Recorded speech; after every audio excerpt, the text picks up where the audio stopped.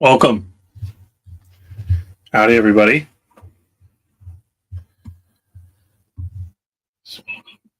How's my audio? Sounds a little off, a little loud. Welcome. Let's turn it down just a little bit. Let me know if that's better or worse. Good to see you all. It's been a while. Thanks for tuning in. I haven't messed with my settings since my last stream, but it seems like it's a little bit loud. Hopefully that's better. Still a little echoey, but whatever. Good to see everybody. Episode 23. Crazy. Approaching the halfway mark here. Michigan. Thanks for everyone for being patient. Feels like my lives have been once a month or so. Certainly not ideal, but appreciate your patience. Audio's good. Perfect. Mick Mac, thanks for being here. Brett, good to see you.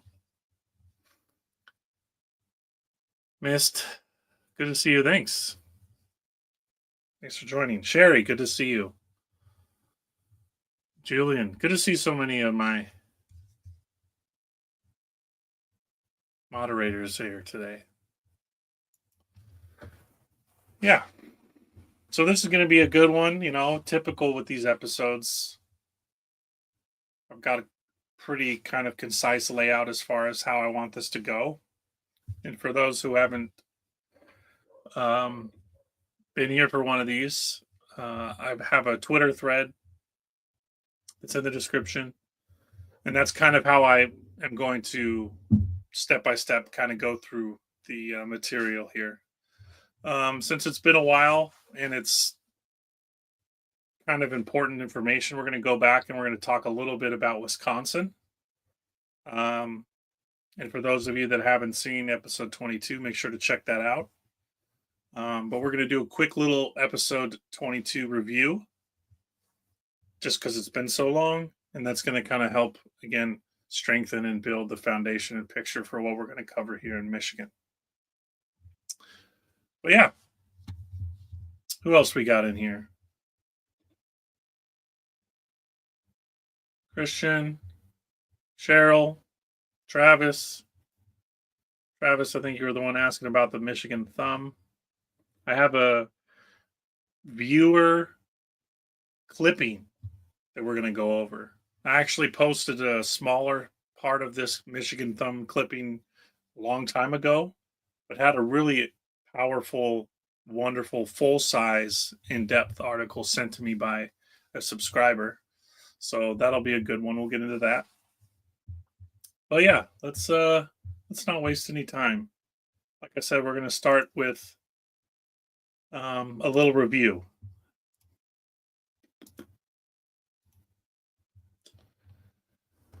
All right. So yeah, like I was saying, for anybody that's new, this is how I kind of go about things. You can view these threads without having an account.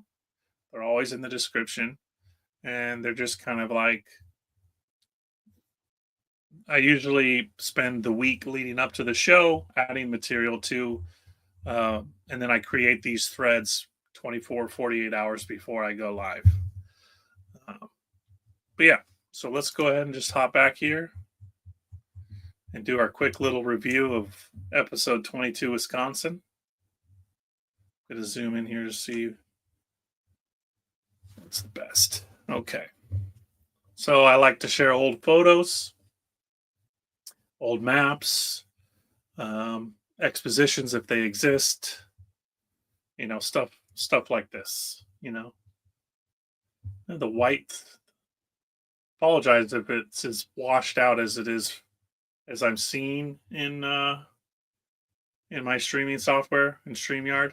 Hopefully it isn't. My image on my actual computer is far better, but buildings like this, dozens and dozens of buildings like this in cities where the populations are in the thousands, if that, and understanding the commerce and economics and just the sheer requirement and workforce and labor to quarry these stones, build these buildings, all the infrastructure that goes into them, and just how so much of our history, and again, my channel being focused on predominantly the 1800s, has a lot of gaps that don't make a lot of sense. Asylums, something I like to try to talk about every episode if I can. In Michigan has dozen or more asylums. Again, the narrative of which make zero to no sense. Finding information about their construction, who decided to build these, why, the people inside of them, the populations at the time, they just don't warrant. They're often built in completely out of the way, middle of nowhere places that, again, when we're talking about horse and buggy, they're not along railroads. They're out in the middle of nowhere, just getting the supplies and the goods and the resources to build these. Just the asylum alone is enough that raises an eyebrow, and there's just too many questions and never enough answers. Capitals, universities, same thing. Just like the asylums, these university buildings are unbelievable, especially these late 1800s ones. A lot of the geological formations that exist. It's like we're rediscovering, our own realm in a sense. Everyone knows I like to talk about healing springs. I won't talk about them too much in Michigan, but there's 5 or 6 really popular healing springs. The big things I want to go over, and let me know in the comments if it's all washed out, if you can't see the text I'm reading. I'm not sure why the brightness is doing that. Let's see if I can change that in settings.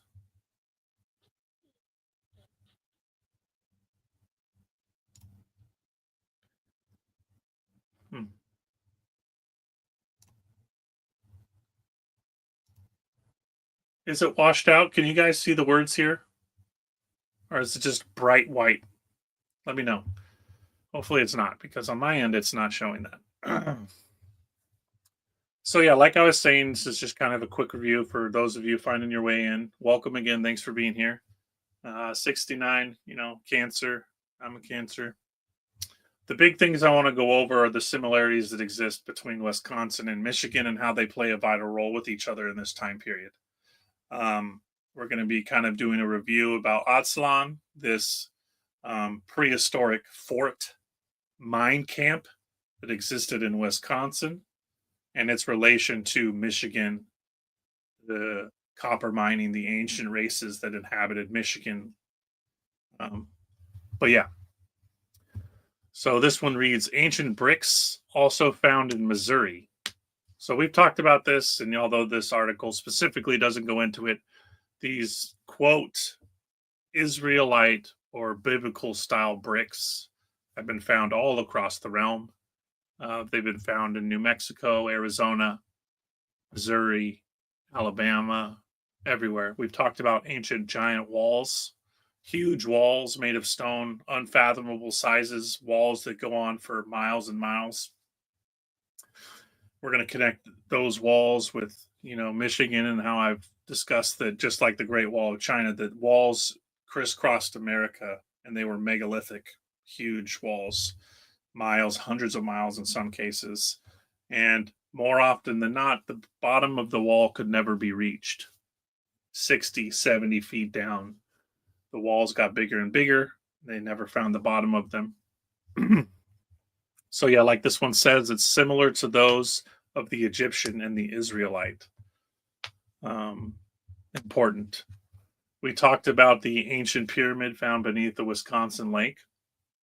Right? Pyramid found. We correlated that with Rock Lake. That's the name of the lake today, Pyramid Lake. And the correlation that existed with this, pre Indian kind of mound builder-esque, although I've shown that there is that it's almost a precursor to the mound builders, because we're always what's beneath the earth, what's buried down below. For those of you that have been following along, we've shown that many of these burial mounds, that there's not just one layer of burials, there's often two, sometimes three. And that the deeper down they go, the more incredible the art, the size of the skeletons, and the things that they find buried in them. And that more often than not, these mounds aren't just burial mounds, that they're actually buildings in many cases. And they go anywhere from 14 to 20 feet below the earth. So we're kind of thinking, okay, we're just like these buildings that we discuss, and throw around the mud flood terminology all you want. We don't quite know what was the cause, but many buildings exhibit these features of 1 or 2 or 3 or 4 stories being sunken into the earth. Take any major city in America, there's going to be very old buildings, as I've shown in some of these pictures earlier, where their basements are unimaginably large. So again, more questions than answers. But why I wanted to go back and touch on this area again was Asylum, these ancient style of bricks, and the ancient mining. Roman coin found under 20 feet of rock. We've, again, we're showing that this kind of mound builder or pre-mound builder culture has a lot of Minoan, Phoenician, quote, Roman, Arabic overlays that go completely ignored or unexplained when it comes to kind of building this historical narrative of, again, mound builder culture and pre-mound builder culture, pre-Columbus, right? Pre-1492. And you can see from the dates here, we're right in that time frame, although it goes back to 1184. Ancient coins, something I've talked about in so many states now. Ancient brickwork, forts like Europe. Of course, star forts. I've talked about star forts quite a lot, and how America was covered in star forts. And that in my discussion with 13th Monkey, you can find that in my archive. We break this down and show that the realm is covered, and America is kind of like the lost bastion, no pun intended, of star forts, and that a lot of the Civil War maps show hundreds of them, and they've been completely wiped out, some buried, some quarried, some destroyed. Interesting relics. Ancient forts, again, like I was just mentioning, dozens and dozens of them. Every state has dozens. And the story is that the French built them. But again, when you look at the numbers, the size, the scope, how many of them there are, how they're covering all of the United States, there's just no way that the French could be responsible for dozens or hundreds of forts in the same exact time period. Again, more questions than answers. There's one particular one I wanted to try to talk about without wasting too much time. Here we go. So Aslan, okay, called the Indian Babylon. The prehistoric relics discovered near Celio on the Columbia, and which recently attracted so much interest, seem overshadowed by a greater find that has been made in Wisconsin. An ancient ceremonial city known as Aslan has revealed traces of having been inhabited by people of relatively high culture.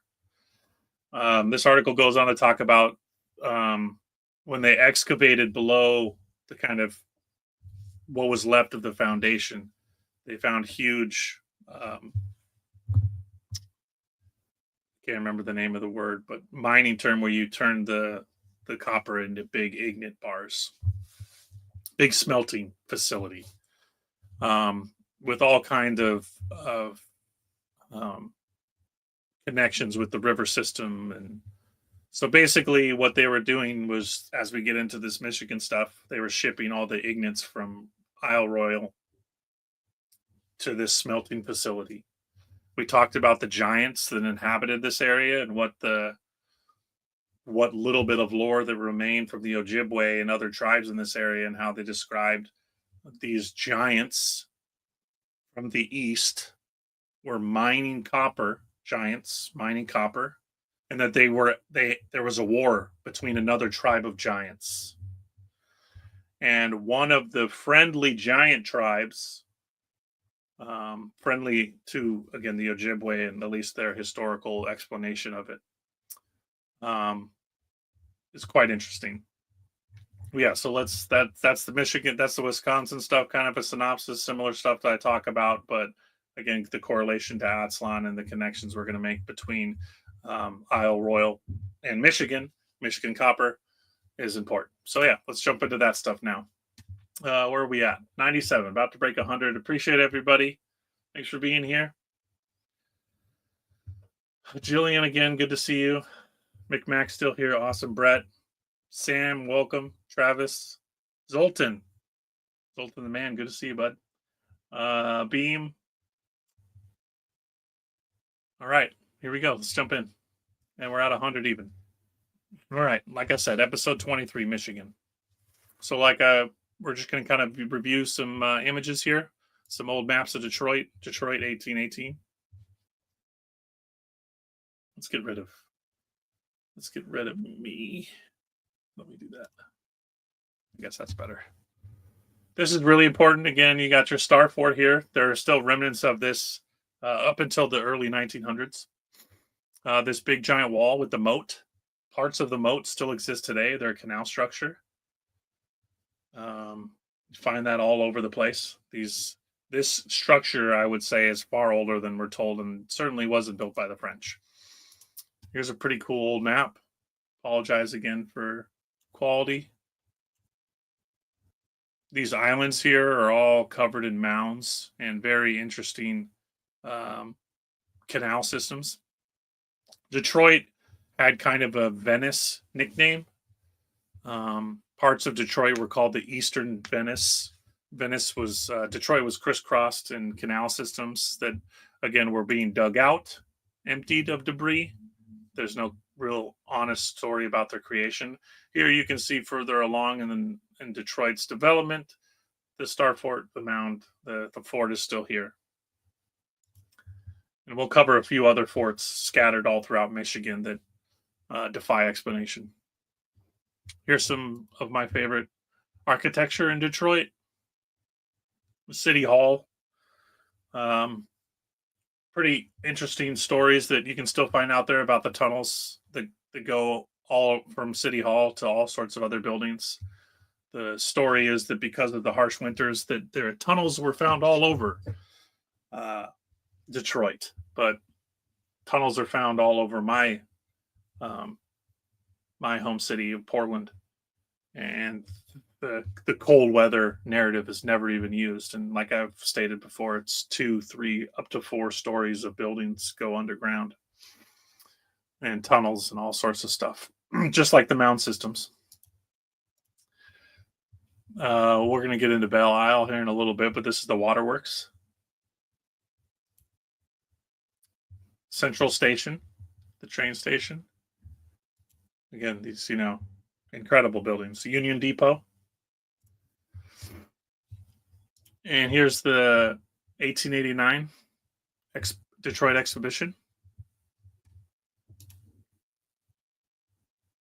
And the first article we're going to read is going to be kind of a background into this exhibition.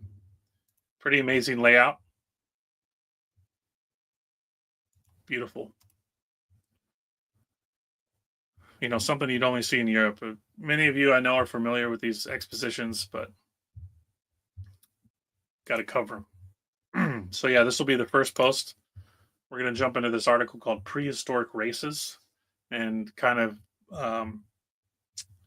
read a first-hand account of the building of this exposition and the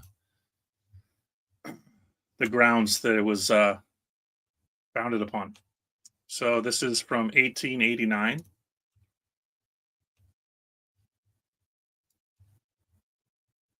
And it's titled Prehistoric Races. Hopefully you guys can see this okay. Again, you're more than welcome to follow along on Twitter so you can see them yourself and go back and read things. And yeah. Ancient mound builders and Indian warriors. some strange resurrections. Exhumed in digging the foundations for the International Exposition buildings is in Detroit. Curious and interesting facts. In making excavations for the foundations for the buildings for the Great Detroit International Exposition, the workmen a few days ago unearthed a large number of skeletons. There were nearly 160 again is fuzzy for me, so 100 skulls and skeletons exhumed with specimens of pottery, fragments of arms of stone, and metal and other relics. These skeletons seem to have been deposited together in a pit and then covered with earth. As the place is known, this is really important because I've talked about this on quite a few episodes now. The place is known to have been used for burial places by the Indians for many generations. It is more than probable that there are hundreds more of like remains in the vicinity. There is a grim, can't see what it says, in the fact that so great an enterprise as the International Exposition causes an upheaval among the oldest inhabitants, alike among the living and the dead, as is, makes a new era wholly strange to anything they ever known or dreamed of. This find may make a valuable and interesting collection, with additions from other sources to an archaeological exhibit of Indian and prehistoric relics and antiquities at the exposition. So, like I've said before, and we've covered in many episodes, that these burial mounds are like not just generational, but it's almost like civilizational, if that makes any sense. That, like I've stated, that the deeper they go in some of these, they find skeletons and utensils, unlike the ones above them, and the one like, we're dealing with, I would think, 3 completely separate cultures. Although burial mounds exist all across the realm and they're still used today, primarily, Oriental countries still bury in burial mounds. But the Etruscans and something I've covered since episode 1 with the Alaska stuff. But yeah, the burial mounds still exist today, but understanding how it's like they came to these areas, the quote Native Americans, and they themselves say that there was a race that preceded them that was very advanced, and that they buried their dead as they did. So they just kind of buried their dead on top of the mounds that they found that were there. But they weren't always burial mounds, as I stated before. Michigan is rich in traces of the ancient mound builders, a race that preceded by unknown centuries of time the Indians found here upon the advent of the white man. That prehistoric race worked the copper mines of the Upper Peninsula, wove cloth, manufactured pottery, made weapons of copper, carried on a wide commerce, and constructed earthwork, fortifications, and burial and other mounds. A huge burial mound, 700 to 800 feet long and 300 to 400 feet wide and 40 to 50 feet high, was a conspicuous object near the site now occupied by the exposition building.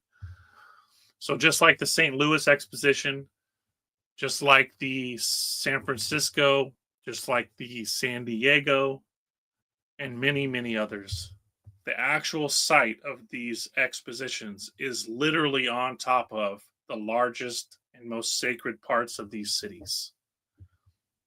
Now, you've heard me talk about, the kind of out there idea as far as geomancy. And when you talk about geomancy, especially when we go back into these quote biblical eras, it's very potent, kind of black magic, dark magic, consecrated ground, sacred ground, building these structures on these sacred places, and how detrimental that is, and how it's kind of like spitting on the graves of those that came before you, and that this kind of kick-starting the new America and building these structures, these kind of new forms of indoctrination, that the sites were chosen specifically for that reason, in my opinion. And showing that they all exist on these sacred mound sites is very obvious to me. So again, as I stated, huge mound here, massive mound, 7 to 800 feet long, 300 to 400 feet wide, and 40 and 50 feet high. Now, as we've covered before, these mounds, when they're 40 to 50 feet off the surface, they extend 1, 2, 3, 4 stories below ground. So, an absolute monster. Most of the vast tumuli, which is another word for mound, has disappeared before the plow and the spade. It contained thousands upon thousands of skeletons. Thousands upon thousands, guys. And had been buried in heaps. For generations, it was the practice of the Indians of Michigan and parts of Canada to bring many canoe loads of skeletons at stated periods to this great mound. And so think about that. This is a sacred site where people were coming from hundreds, if not 1,000 miles away to bury their dead here. Excuse me. I haven't spoken and alive in so long. My throat is not prepared. I'll open a water here real quick. Oh, I keep reading. Okay, where was I? For generations, yep. This great mound and them together in shallow pits that were afterward covered with earth. Besides, there were many single burials of chiefs and noted warriors. Yeah, you're not going to find much about that. But boy, I've shared enough really special articles over the last few episodes where we find a chief or someone special where they're buried by themselves or they're buried with maybe their 4 or 5 other people, and they have all these incredible, the king of the mound builders, the Ohio episode I did where they found this man buried with thousands of pearls, gigantic pearls, guys, huge pearls, rubies, diamonds, gems. We're told don't even exist in this area, but these mound builders were found with them in their tombs. Anyways, this mound was originally constructed by a race preceding the Indians, traces of whose remains have been found in great abundance at a greater depth. Really important, at a greater depth. So even here, they're acknowledging that there are levels to these burials. There is no doubt that the earlier occupants of the great mound burned the bones of their dead in heaps and perhaps the flesh also, thus constituting the first Detroit cremation. There were various other mounds and relics nearby. Not far above, on the banks of the Detroit River, was a group of mounds from which many bones and relics have been taken, including arrow and spear heads of stone, copper needles and other implements, pottery, shells, beads, etc. In 1870, 14 bodies were discerned near Fort Wayne, with an earthen crock at the head of each. In excavating the foundations for the 24th Street Police Station, a number of skulls and parts of skeletons were uncovered. Below Fort Wayne was formerly an oval embankment or an ancient fort. Of course. So again, the fort that's on the surface level is resting on the foundations of a more ancient, larger fort.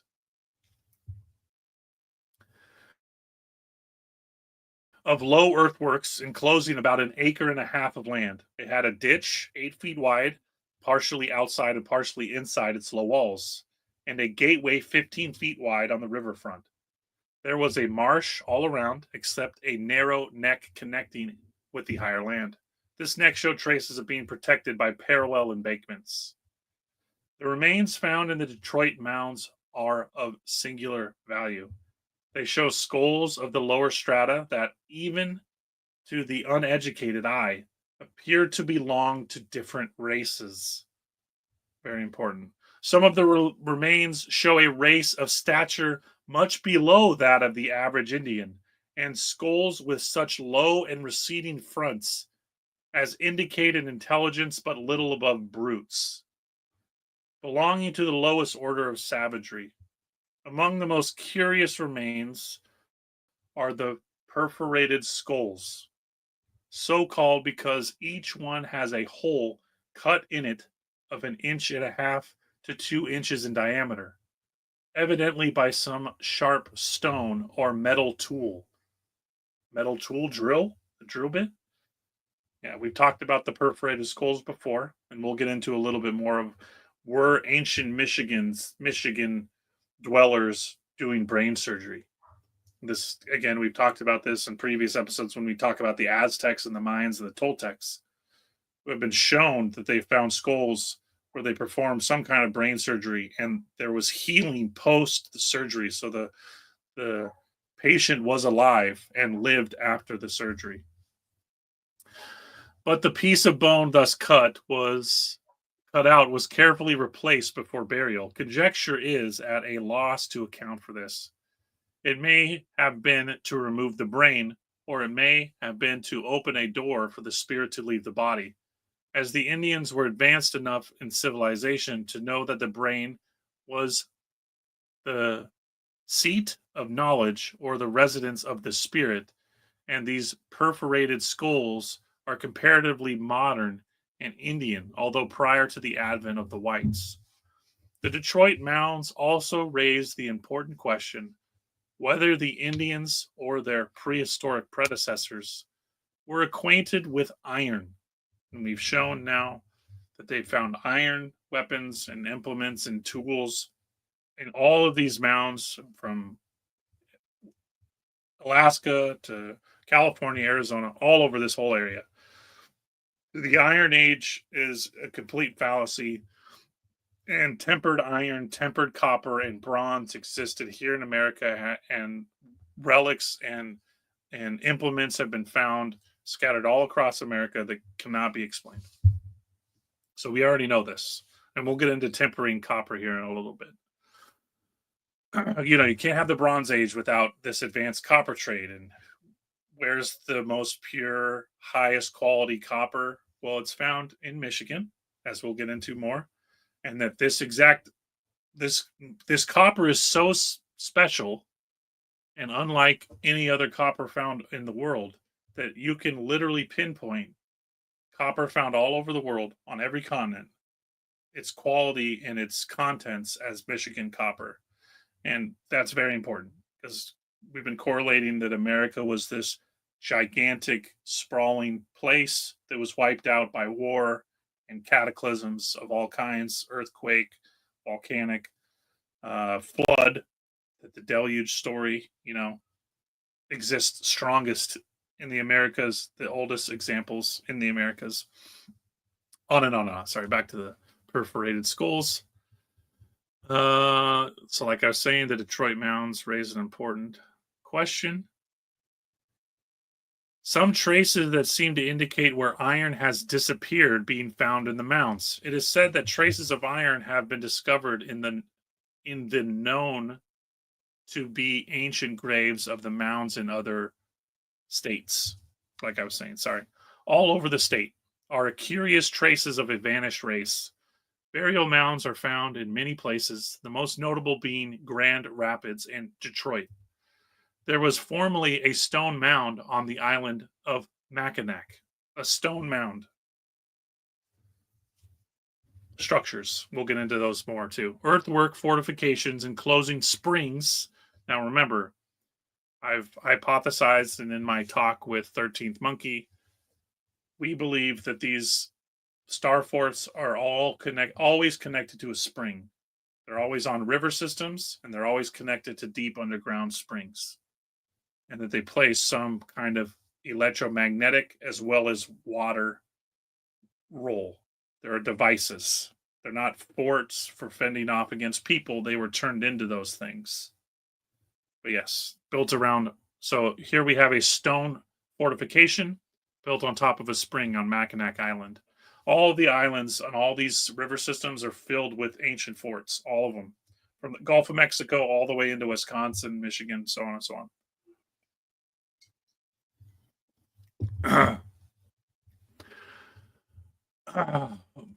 earthworks supplied by ditches excavated on the Clinton River in Macomb County with burial mounds near it. Upon a small lake in Glebe Branch County near, again, I apologize, the quality is not so good for me, near somewhere Rhonda and Marshall, several on the Kalamanano River, a very large work near Three Rivers, St. Joseph County, on and on and on. So they're just naming where all these other earthworks and fortifications have been found. So here you have a writer who's essentially saying we don't attribute these to the French, which is kind of the narrative that exists now.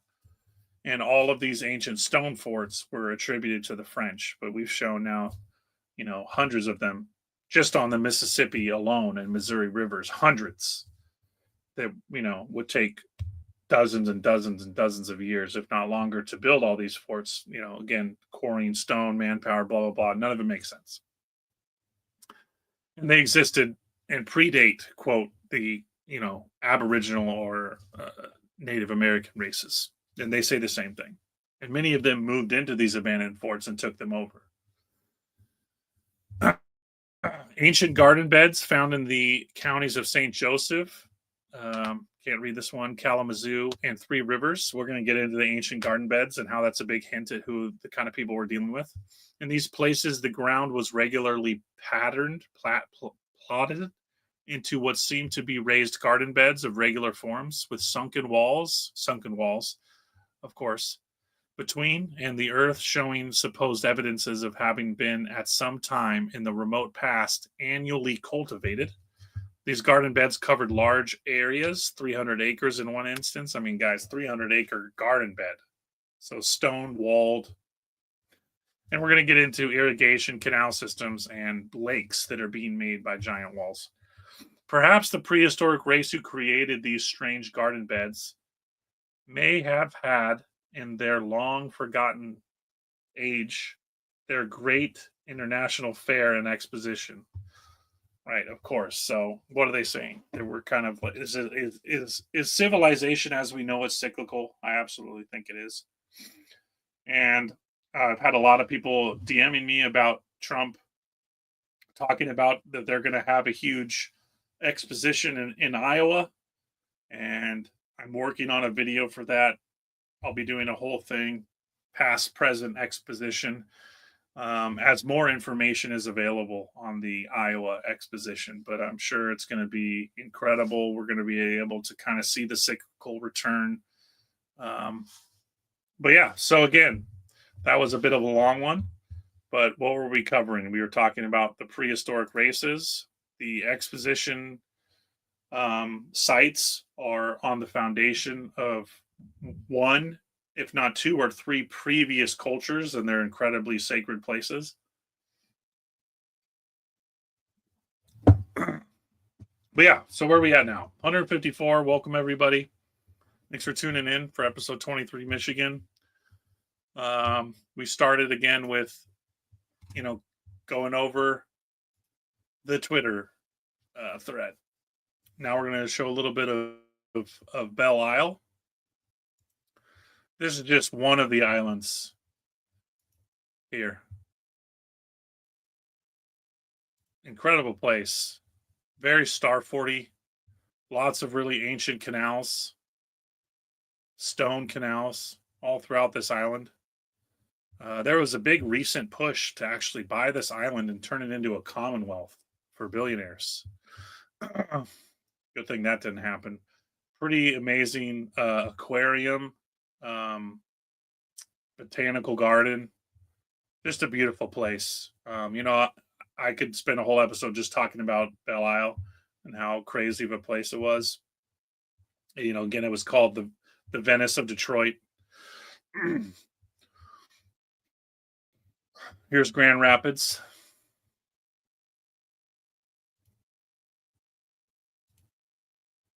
That's the jailhouse. Yeah, county jail. It's just like these towns are so small. Again, we've talked about the asylums, but these towns are so small. These jails they just make me laugh. Lansing, Capitol building.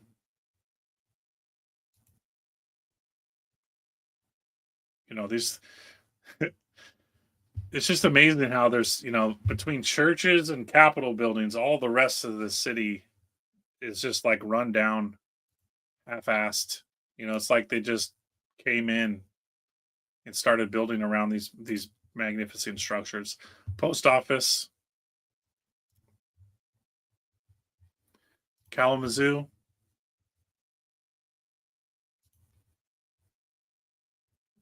This is the asylum there. We'll get into more. This is the central tower of the Kalamazoo Asylum. Just, these asylums, nothing about it makes any sense.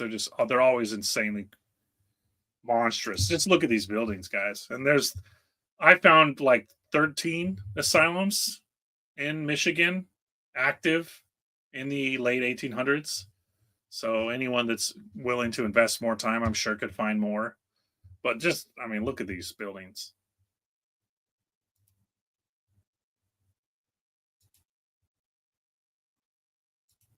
This is only 4. This is like, look at the size of this thing. This one, this Traverse City one, there was like 5 buildings. This is only one of them. And I believe this one building had 700 plus rooms. And we're going to probably wrap up this episode talking about what kind of people maybe were they hiding in these asylums.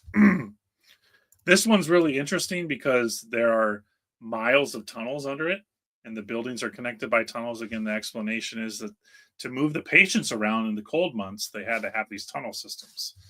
Again, why would you even need a structure like this when we're already talking about population so low in these towns? Okay, Traverse City, look at the population. This thing is built in the 1880s. The whole town would have had to work together to build this. It makes me laugh. All right, we're going to jump into material here. I'm just going to kind of peruse through chat here real quick. Big enough to house a whole clan, several generations of people. Yep.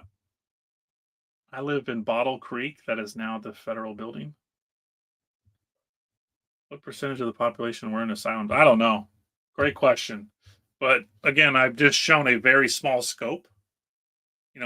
Wisconsin had over 20 asylums built between 1860 and 1890. So 30-year period, you're building some literally and remember, the biggest buildings in every state were asylums by a gigantic margin. Huge. Hundreds and hundreds of rooms, some of these. And there's not one, there's dozens in some cases. And again, following population, timeline, workforce, none of it makes any sense. Who else we got here? Joel Dalton, good to see you. Looks like Arkham. Yeah, they all look sinister. Many that haven't been demolished or were too big to demolish. Their movies are filmed there. The people take haunted tours, stuff like that. If any of you are fortunate enough to live in a small town where one of these asylum, it's the biggest building in your town, and anyone who's willing to do the footwork and realize and look into these things, they're literally in the middle of the nowhere. It's very rare that they're in a big city. Obviously the explanation is that you built them outside of cities because you don't want these people housed in a city, which I get. But again, when we were breaking down horse and buggy, the main way to expedite a building process was these things existed along thoroughfares, waterways, and trains, to bring and transport all the materials required. But often these asylums are 100, 200 miles away from a river or a train station. So that alone doesn't add up. 150. Appreciate you guys all being here. Anthony, good to see you. Michelle Gibson shared a fascinating episode on asylums and then her connection to the grid. Yeah, I love Michelle's work. I'd love to do a video with her one day, and we could talk about this because as a similar connection as I started with the idea of building these expositions on very sacred sites, there is an energetic principle to it all. And I'm not a big doom and gloom guy, but it seems very, it seems very negative, geomantic in a negative way, vampirically, Same with these asylums. So yeah, love her research as well. All right. So the first thing we're going to jump into is called the Wyman mounds. This is a mound system of mounds, dozens, but at the time of this excavation, it had been turned mostly into farmland, and that, as you'll see, they describe that the plow had basically destroyed much of this mound system. But we're going to get into these relics and why they're so important. When a pine forest was cleared, many circular mounds were revealed. Inside were found some incredible relics. You just look at these pictures, you guys. The royal casket, the serpent casket, and this is the deluge tablet.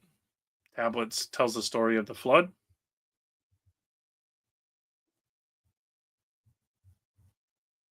And again, if you guys want to look at this at your own pace, make sure to check out the link. It's in the description. And we'll get into this book. I'll show the book, and we'll go a little deeper because this thread only shows, 5 or 6 of the different tablets found in this area. And I'm just going to read these excerpts because they're incredibly potent, and remember them in the context. For those of you that are relatively new or just joining me here in the last few minutes, I did a quick little synopsis of my episode 22, Wisconsin, where we talked about Pyramid Lake and the correlation between Isle Royale copper mining and the fortification in Wisconsin, Asylum, and the importance of that. And this is going to correlate. We're going to tie it all in with the Minoans and the Phoenicians and who this ancient race was, this ancient race of mining giants. The vast amount of human relics found buried deep in the earth all over this western continent proves that it was thickly populated before the deluge. And this is, again, what I'm trying to kind of correlate, is that I think these people were here before the flood, and we're talking about a pre-flood, post-flood civilization, and that the flood was much closer to our timeline. At least one of the floods. Could there have been more than just one? Absolutely. But that the kind of burying of Western America, especially, right? Anything west of the Mississippi, is a wasteland. That there obviously, I think, were more than just one sets of cataclysms, but the deluge being the most commonly referred to, or the story that has made it through, the quote Native American Indian tribes of America. Because the ark rested upon Ararat, it has been inferred that it was built in that part of the globe, but this fact, rightly considered, proves it was not built there, for it had floated for 5 months and went upon the face of the waters.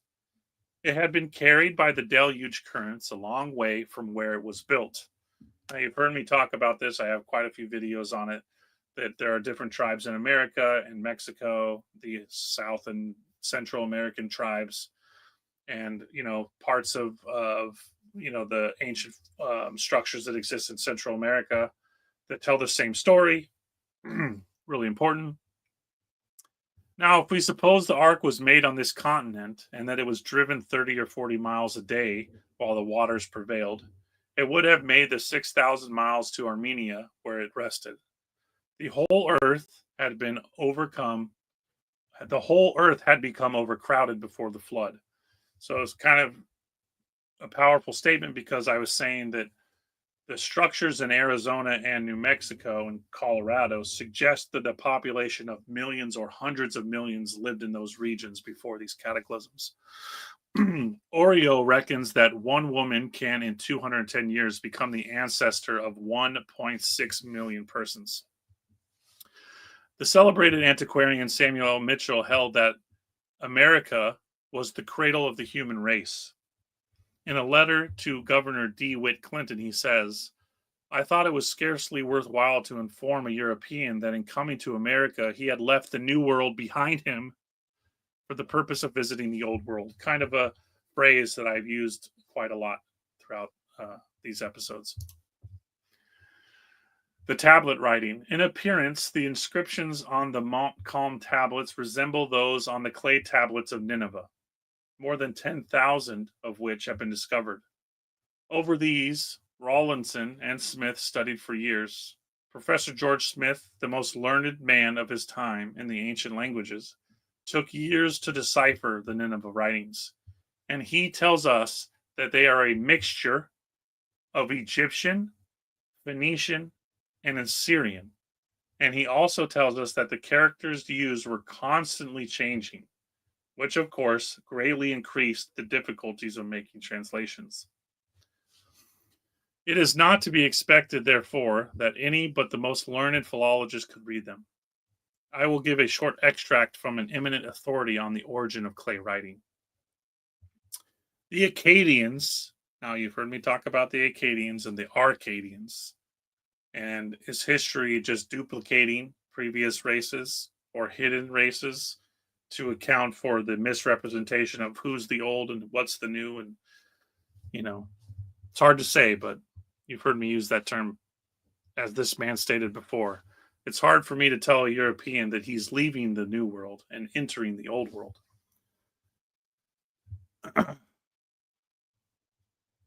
The Akkadians had been the inventors of hieroglyphics or pictorial characters. And if old world Micmac's still in here, see, he understands. Assyrian affinity, right? The Akkadians. The Akkadians of America? Pictorial characters out of which the cuneiform characters had afterward grown. Writing begins with pictures, and the writing of the Babylonians formed no exception to the rule. The pictures were at first painted on the papyrus leaves which grew in the marshes of the Euphrates. But as time went on, a new and more plentiful writing material came to be employed in the shape of clay. Clay was literally to be found under the feet of everyone. All that was needed was to impress it while still wet with the hieroglyphic pictures and then dry it in the sun.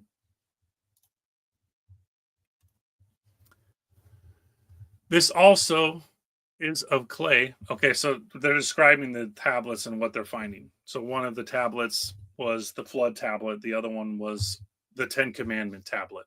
Apologize if you can't see this very well. We'll get into the book here a little bit more. No, it doesn't zoom in.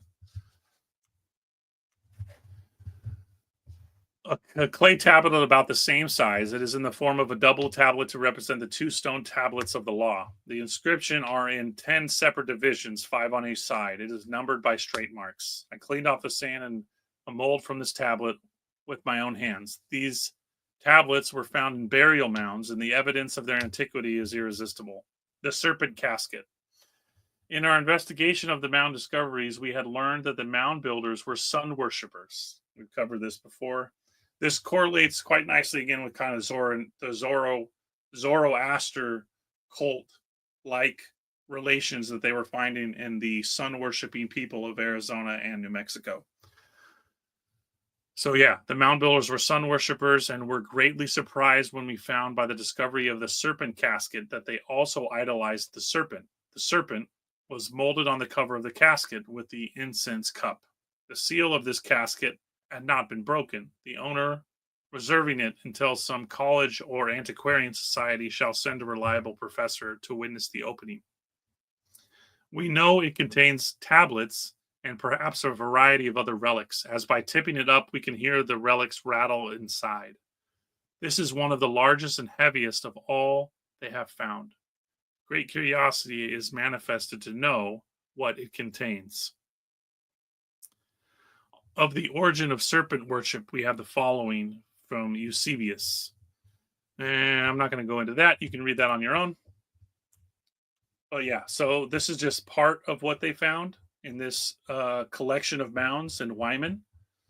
And they find these tablets actually all over Michigan, but this one post is about this serpent casket or the mound builder's skull.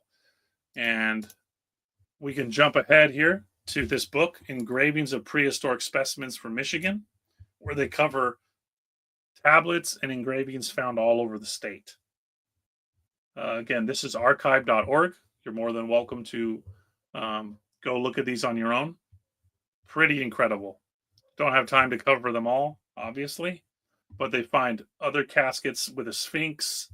One here with the wings and the very Egyptian-esque with the helm, and yeah, incredible stuff. Coins, compass and squares, Masonic, quote, Masonic utensils. So yeah, I definitely recommend checking this out. What are we at? We're at 5:30, so definitely not going to go into this one too much, but this correlates really well with the Missouri artifacts that we found. Artifacts found in Arizona, New Mexico as well, but predominantly along the Mississippi River.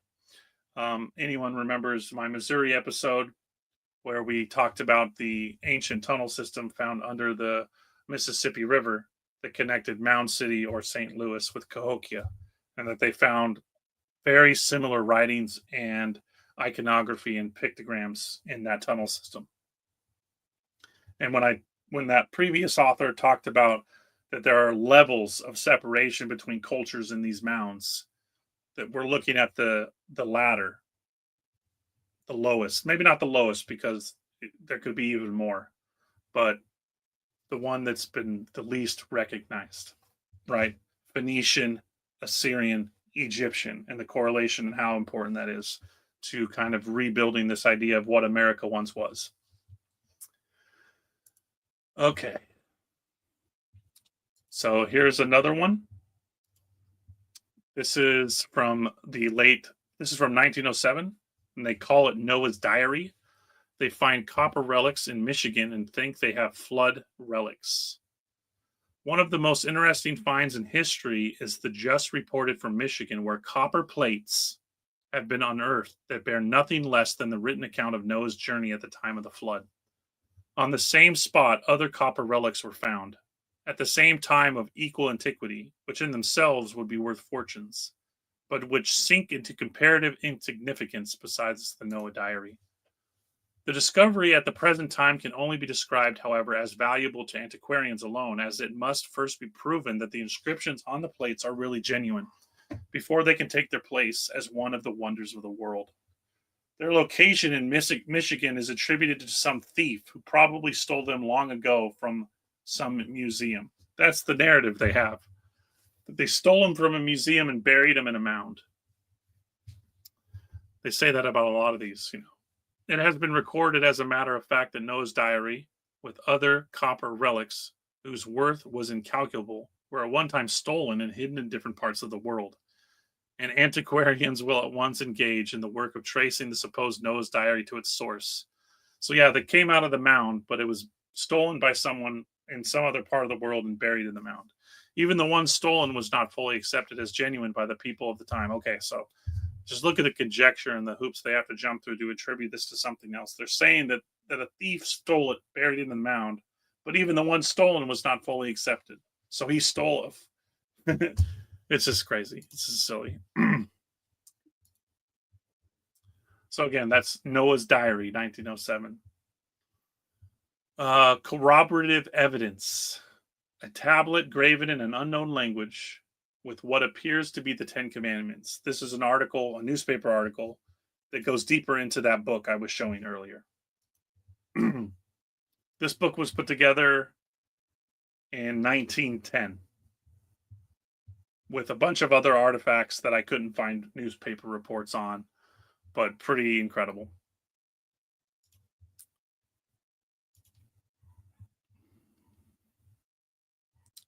Michigan Antiquities, 1819.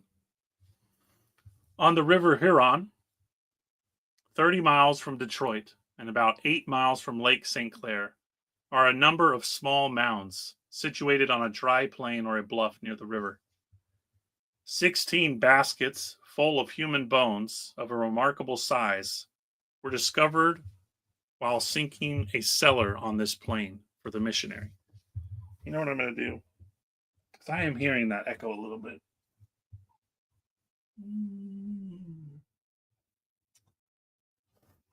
Steal some books.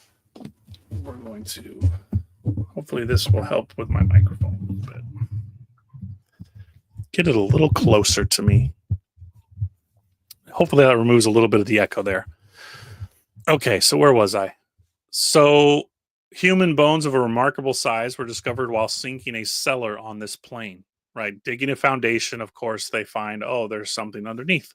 Near the mouth of this, on the east bank, are ancient works representing a fortress with walls of earth thrown up, similar to those of Indiana and Ohio. Again, these walls are covered in earth. Is this the deluge that covered these walls? Because again, as they excavate these walls, they find they are buried 10, 20, 30, 40, 60 feet down. We've covered them in Mississippi and Texas and Ohio and in Indiana, California, Alaska, everywhere. Giant walls um, that go on and on and on. They just disappear into the earth or into a mountain.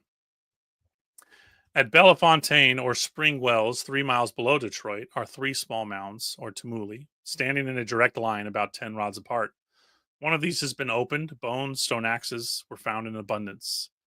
About 1/4 of a mile below these are still to be seen the remains of an ancient fortification, a breastwork, in some places 3 or 4 feet high. Now, a breastwork 3 or 4 feet high, imagine how much of that is buried. Encloses several acres of firm ground in the center of an extensive marsh. How many of these are just built on swampland? And I wanted to show this. This is a golf course. Andy, thank you. This is a golf course. Traverse City. Remember, Traverse City is where that massive asylum is. Look at all these mounds. Now, I've done for those of you, the kind of OGs out there, when I was doing a radio show with Victor, we talked about the mounds and how the language of golf courses is built around playing a game on the top of this sacred land, and bunkers and all of the terminology is tied directly to this, and that many of these golf courses are built on these mound complexes. I've covered this before. I did a great in-depth talk with Dr. Longo. It's on my channel. It's on his. You can check that out if you want to go deeper into the connection between mounds and golf courses. Evidences of ancient civilization in Michigan. 1867. Michigan contains proofs of once having been peopled by an enterprising set of men, fully equal to that of Iowa. So again, remember the Iowa episode. Unbelievable amount of giants and all kinds of crazy buried civilizations there. That's why, again, I can't wait to see more information on where this exposition that Trump's putting on is going to be in Iowa. And we can kind of go back and talk more about that. One proof is Walled Lake in Oakland County, a town of West Bloomfield. There is a lake 4,000 or more acres in area. That's massive. With two walls from 4 to 10 feet high, built across the east end of the lake, some 20 feet apart, and the space between is filled to the top of the walls with dirt and stones. The walls are about half a mile long. The country east of the lake is low, flat piece of land, timbered now with a heavy growth of ash, elm, and swamp oak, with some other varieties interspersed. There were, 16 years ago, several white pine trees growing on and between the walls, of them 2 feet in diameter. The water in this lake is some 4 to 5 feet higher than the land east of it, and a break in the wall or dam would inundate the whole country for a long distance. The stones used to construct the wall seem to have been quarried, as they are in large square blocks or slabs, except where the action of the water has crumbled and worn them down. There is no quarry of stone known to me within many miles of the lake. There is plenty of cobblestones a few miles northeast of the lake. So yeah, just incredible waterworks. I mean, imagine the amount of labor and materials and quarrying and transportation, to build this wall. And that's just what's exposed above ground. Imagine how much exists below ground and how big it really is. It's hard to say. Absolutely massive, though, I guarantee. I mean, 4,000 acre lake, in 1867 is massive, but the lake completely owes its size and is completely artificial because of this wall. And they even went as far as to call it a dam. Another thing Michelle Gibson gets into, these ancient dams in America and the water control and star forts and blah, blah, blah. How many more do we have here? Okay. We're going to go through a few more of these and then we're going to get into Isle Royal, start building some more correlations between Isle Royal, the ancient copper miners of Michigan. So we have an hour left. And then we'll get into correlating Michigan copper and it being found in the Mediterranean. Go a little bit deeper into the idea of the Minoans or the Phoenicians, Egyptians, Assyrians, Finns, the Finnish, the Etruscans, how all these separate cultures are really just kind of an amalgamation of the same thing and how their fingerprints exist all over this area in Michigan. This is called Book of Mormon evidence, but there's a lot of very interesting correlations that exist between this, not just the copper, obviously, and we'll cover some more of that. Um, since we just talked about walls, I think I'm going to read this one. This is I've read part of this one about an ancient wall, but this is a much better article. This is from 1900, and it's called "Spaniards Find in the Thumb." Traces of great prehistoric race, weapons, etc. Hieroglyphics like those of the Toltecs. Now, in one of my series on YouTube, let's look over here real quick. Go to my channel, go to playlists, and you have Hidden Mysteries of the Americas, which I strongly recommend.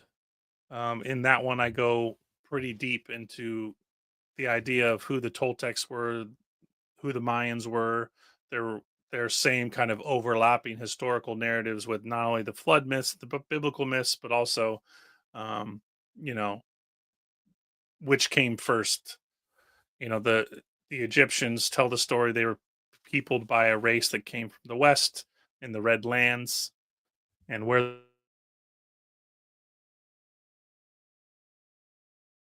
here. See if I can zoom in. Okay, perfect. Professor sent from Madrid in the interests of science. So whoever that was asking me earlier about the article I had on the Michigan thumb, this is it. The Saginaw correspondent of the Chicago American is responsible for the following interesting story, mention of which was made in the Free Press some months ago. Professor Crispo Emanuel of the Royal College of Learning, Madrid, Spain, has made discoveries in what is known as the Thumb of Michigan. He has found traces of a great prehistoric race that occupied North America thousands of years before the sailing of Columbus from Genoa.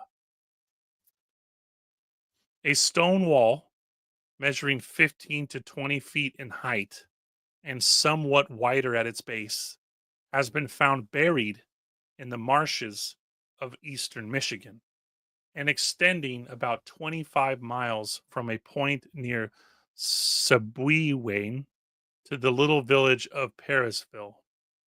It traverses parts of 3 counties and marks the southern boundary of the Thumb, a considerable peninsula formed by the inundation of Saginaw Bay on the eastern shoreline of Michigan. The wall is in a good state of preservation and has escaped discovery for so long a time only because of the marshy land in which it is buried. So these forts and these walls that are always existing around marshes, I believe that those marshes exist, um, and that these buildings and structures are pre-deluge, pre-flood. This marsh has been covered deeply with underbrush, practically impenetrable, and until the entire district was burned over by the forest fires last summer, very little was known of what lay beneath. Farmers in the vicinity noted with curiosity what seemed to be a natural stone walk running through the marsh for many miles, appearing just above the earth and at points sinking entirely from sight. So, yeah, you can just picture the wall rising above the surface of the earth and down below. And as they stated, minimum 20 feet height, this wall. Important discovery. I had intended to keep the matter entirely secret until the explorations are completed. However, I can say I have made discoveries of the greatest importance to the students of American archaeology. This wall is of mammoth construction and gives evidence of its origin before either the present Indians or their predecessors, the mound builders. So, well said by this gentleman here in the 1900s that not only are we not dealing with the quote Indians or Native Americans, not is this even attributed to the mound builders, but to a people that came before them. I believe it to be the work of a branch of the great Toltec race and the scene of the last fierce battle between the prehistoric people and the flood of savage mound builders, which devastated the country and later erected the earthen fortifications and burial mounds of the Ohio and Mississippi Valley. The ghastly remains of that final hand to hand conflict still remain in scattered bones and skulls and weapons.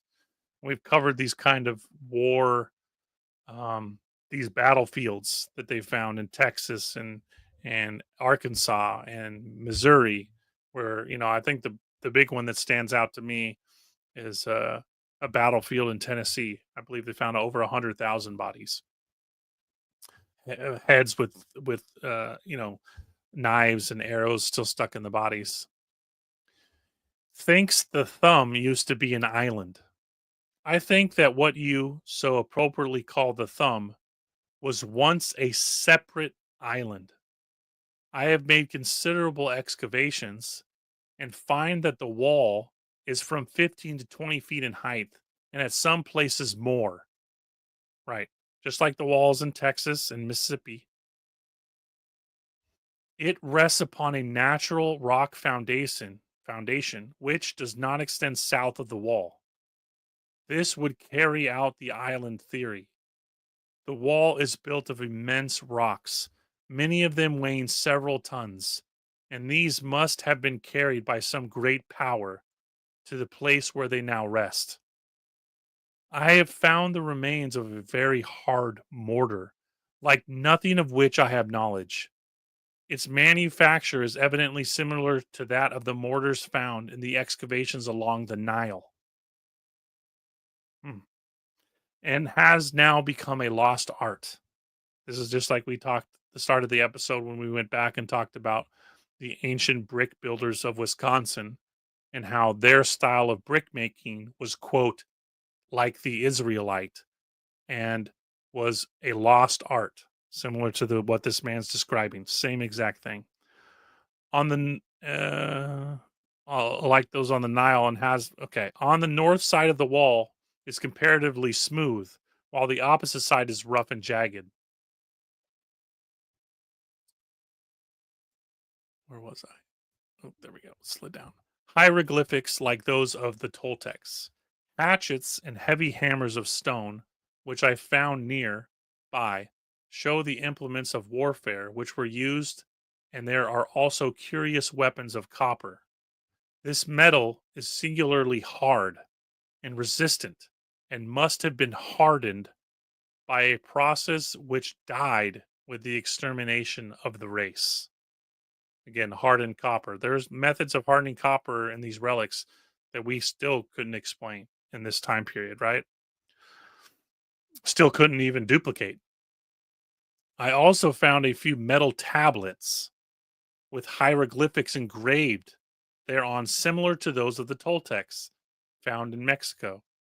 I remember when you go back and look at some of the some of the videos I did on the hidden mysteries of the Americas, they talk about these pictographic language, and even in this time frame, they were calling it Etruscan or Egyptian, or Phoenician, or Minoan. My theory is that the Toltec race became divided during the mad rush of the Aztecs or the mound builders from the north. Part were driven southward and eventually found their way to Mexico and Central America. Now, could one of these cataclysms been the result or caused the changing of seasons or the creation of seasons? Something I've talked about in every one of these episodes is that there is a tropical um, fossil record in all states, Michigan, Wisconsin, even Alaska, where authors were saying that Alaska, even in a relatively earlier, closer to our time frame, was tropical. And I believe the same. So, was the population forced south after a cataclysm, or because of this associated climate change, the creation of the seasons? Hard to say, but I think the migration south was prior or instigated by a weather change. The other and much smaller portion of the race was forced to seek refuge in the peninsula of Michigan and finally fortified the island, which has since risen from the water to form the thumb. The immense wall, which we have discovered, was erected to protect them from the onslaughts of their fiercer enemies, who did not possess the inventive genius of the Toltec race. The Smithsonian Institution. I am here purely in the interests of science, and when complete, my work will be presented to the Smithsonian Institution with the compliments of the Royal College of Learning. So, in the other article I have of this story, this Spanish gentleman was brought from Spain because many people in this locality had mentioned these relics, the tablets, the walls, the buildings, and no one in the state of Michigan was interested in doing anything about it.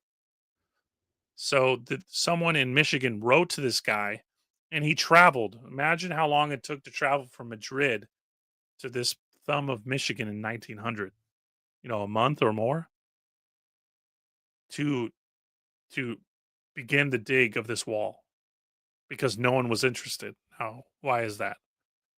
It's like so many other things. The book which I shall write upon my discoveries will be dedicated by royal permission to Alfonso, the King of Spain. According to Professor Emmanuel, the value of the discoveries from an archaeological standpoint cannot be overestimated. He has already pieced together several skeletons of both the Toltec defenders and the larger race of mound builders, which the tablets and other articles and relics uncovered. These will be forwarded to Washington when everything is completed. Yeah, the Smithsonian, everything's going to the Smithsonian. You'll never hear of this story again. And I guarantee, and I never found this man's book. So if he wrote one and then you find it out there, you guys listen, let me know. I haven't been able to find anything. Some months ago, another resident of the vicinity noticed the peculiarity of the formation and wrote of it to prominent members of the American Archaeological Society. They did not consider the reports worthy of investigation. It remained, okay, so this is like I said for my last article. It remained for a Spanish scholar to delve to the bottom of the matter and develop an astonishing discoveries made recently in the thumb. Professor Emmanuel speaks English fluently and also converses readily in several other languages aside from his native tongue. Just shows you the state of archaeology. There were people that didn't want this excavated, and that this gentleman had to come from another country and dedicate probably 6 months or more of his life, and wrote a book that I can't find anything about. And all of the relics were turned into the Smithsonian, never to be seen again. Ah, yeah, that's a good one. The thumb of Michigan. So, like he states, he thinks that a wall covered the entire thumb. So let's just look this up. Thumb. And all he mapped was 25 miles of the wall. That's still gigantic. Imagine finding a wall made of stone so large that it had to be built by some extravagantly unbelievably large amount of people, or giants, perhaps even, as he states. The Toltecs were warring with a race of giants, just like the story we told in Wisconsin. Da, da, da, da, da. Okay, so the total landmass of the Thumb of Michigan is 15,000 kilometers, 6,000 square miles. Absolutely massive. So a wall to cut the entire thumb off from the rest of Michigan is probably several hundred miles long. It's just like what we talked about in so many other episodes, like with the Great Wall of Mississippi, that before this deluge, that there were structures rising dozens, if not hundreds of feet into the air. Stone structures, buildings, palaces, forts covering the entire western part of Americas. All right.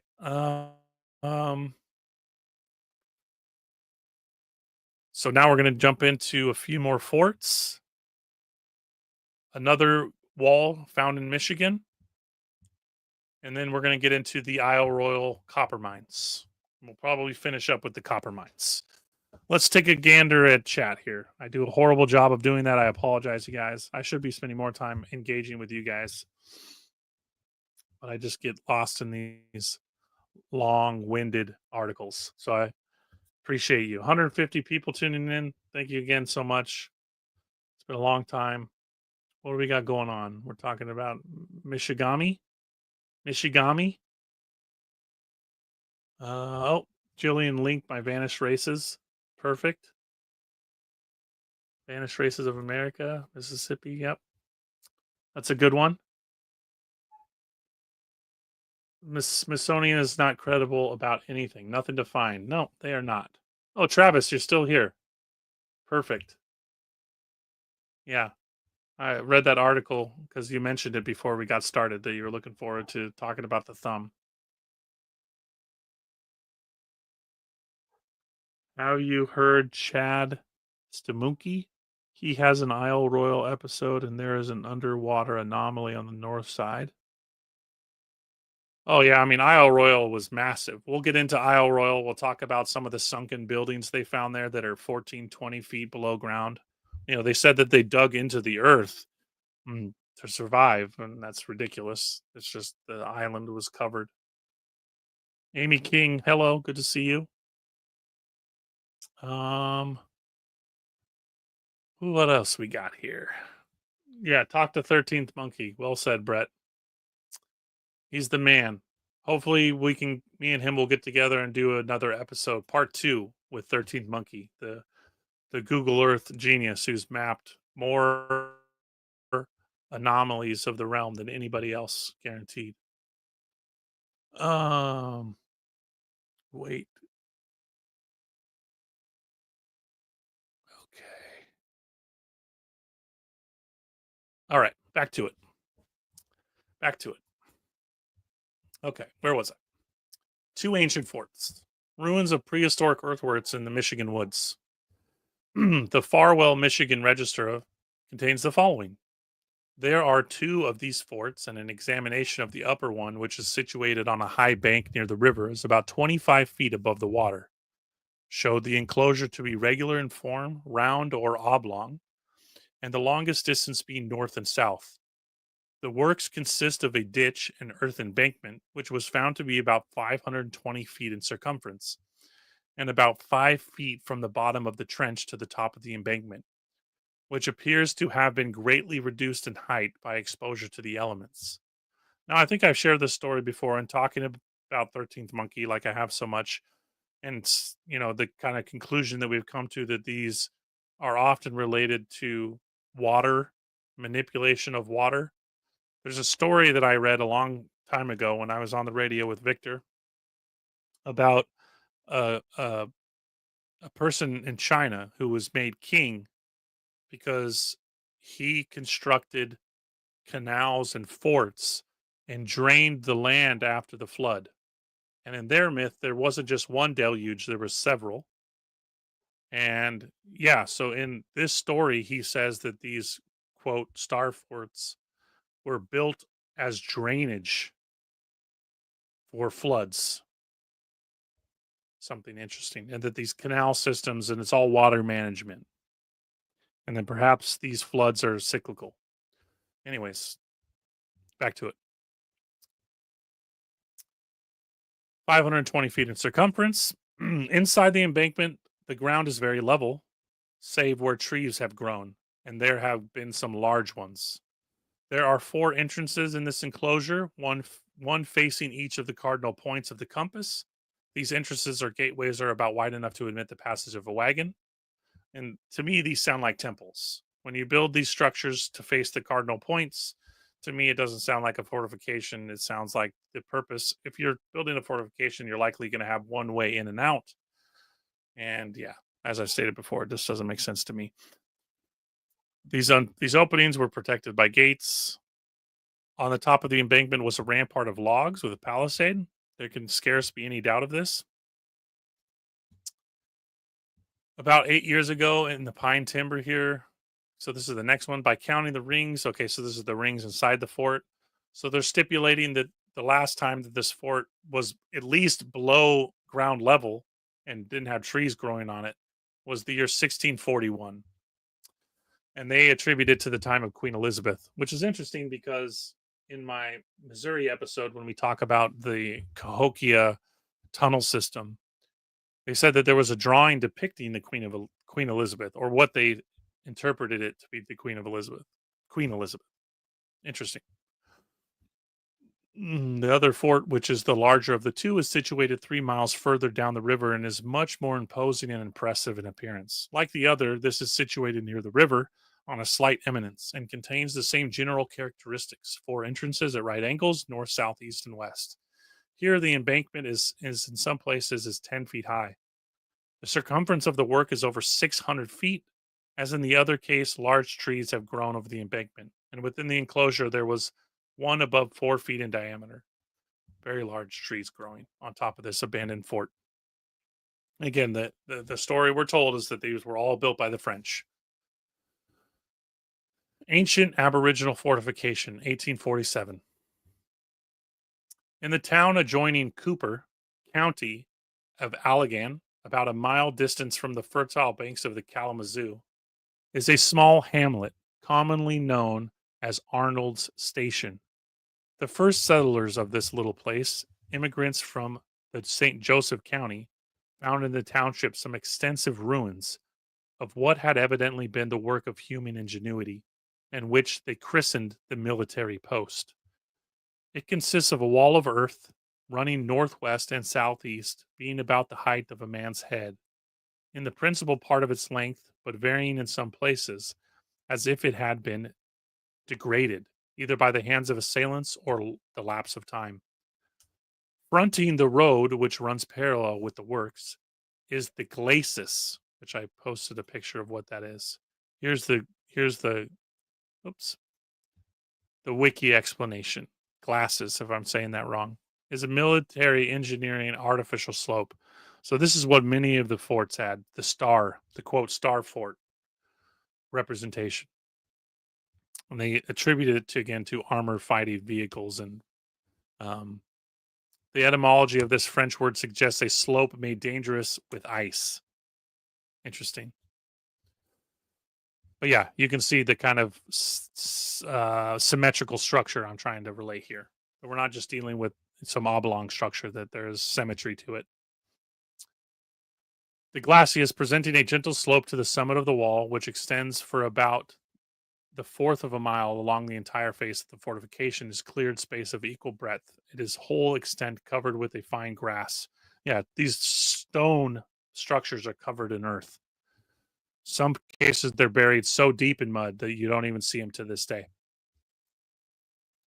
The mound is covered in monstrous trees of wood, slow in growth, showing its great antiquity, but furnishing no clue to its origin. Now remember, this is 1847. The popular theory, this is really important. The popular theory seems to be that the French who early traversed our country were the builders, but this, of course, is erroneous. It must have been either the work of a large body of men or the painful toil of a few. If the former, they might have conquered and subdued any tribe of Indians then in existence. If the latter, a solitary line of breastwork without a fosse or other defenses could have been no protection, and it seems still more mysterious that it should have been placed here at a distance of a mile from any spring and with a heavy wood of a great date, more ancient than the trees upon the mound in its rear. If the neighboring Indians are questioned upon its traditionary history, the invariable answer is that it was there when they came, nor they either do not or cannot say. That it was the labor of an extinct race is pretty evident. See again what I've been hypothesizing or putting forward for so long. This gentleman in 1847 was telling you. And remember the French story is still what we're told today. But this gentleman in 1847 is telling you, and he even goes as far as to say this could not have been for a military outpost. It could not have been. It was for something else. And that the labor of an extinct race is pretty evident, and it probably dates from the same era with the existence works at Rock River. Right. These forts are everywhere. So again, 100 or more that I've shown. And 13th Monkey is mapped. Me and him went over a lot of these Civil War maps and found hundreds of star forts. These later are, however, of brick, a specimen of the which material taken from beneath the roots of an oak tree of great size. Again, ancient bricks like the Israelite style that we mentioned earlier, giant, ancient. So these are brick structures, not earthen. They're just covered in earth, buried in earth. A mysterious wall in Michigan, 1895. Since the fires of last summer in Michigan forest, there has been discovered a great stone wall, evidently of prehistoric origin. It is situated in the Greenleaf Township, Sanilac County, 4 miles east and 1 mile south of Cross City, and is exciting no little curiosity in the state. The upper part of this mysterious structure was laid bare by the recent fires and resembles at a distance a huge white serpent lying in a swamp through which it passes. The wall was cut through in several places, but the bottom was never reached. Again, they never found the bottom of the wall. Just like the wall in the thumb. This is another area. There are no breaks during its entire length, and the nicks or interstices are filled with a substance resembling cement. Walls all over the state. All right, we're going to finish the Twitter thread here with the ancient garden beds. Actually, we'll come back. We'll come back to this one. So now we're going to jump into Michigan copper. Mystic symbol. Okay, perfect. All right, let's look at chat real quick, and we're going to get into the prehistoric delvers, the Isle Royal ancient copper miners of Michigan.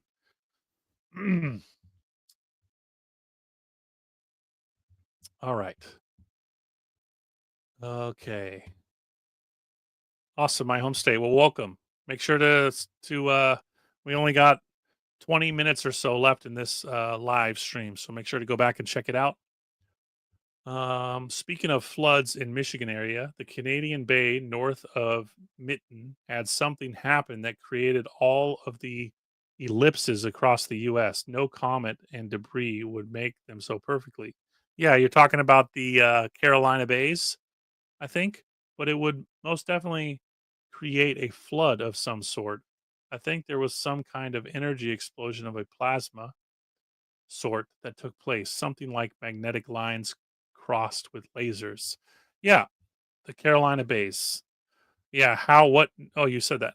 Yeah, the Carolina. Okay, and there's another couple of names for them too. Yep. Yeah, they're found all over the place. And um, yeah, Michigan, Wisconsin, um, Iowa, Carolina, North Carolina, South Carolina, Georgia, Tennessee. They're all over the place. Yeah, something happened. That's for sure. I've heard the story that some kind of object struck what maybe was left of the ice sheet that was still in that region, but it's hard to say. That may be the same wall. I'm in Select County in the thumb. Yeah, it may be the same wall. I think it's just part of the wall farther off, right? Because as that man stated, he thinks the wall goes the entire distance of the thumb.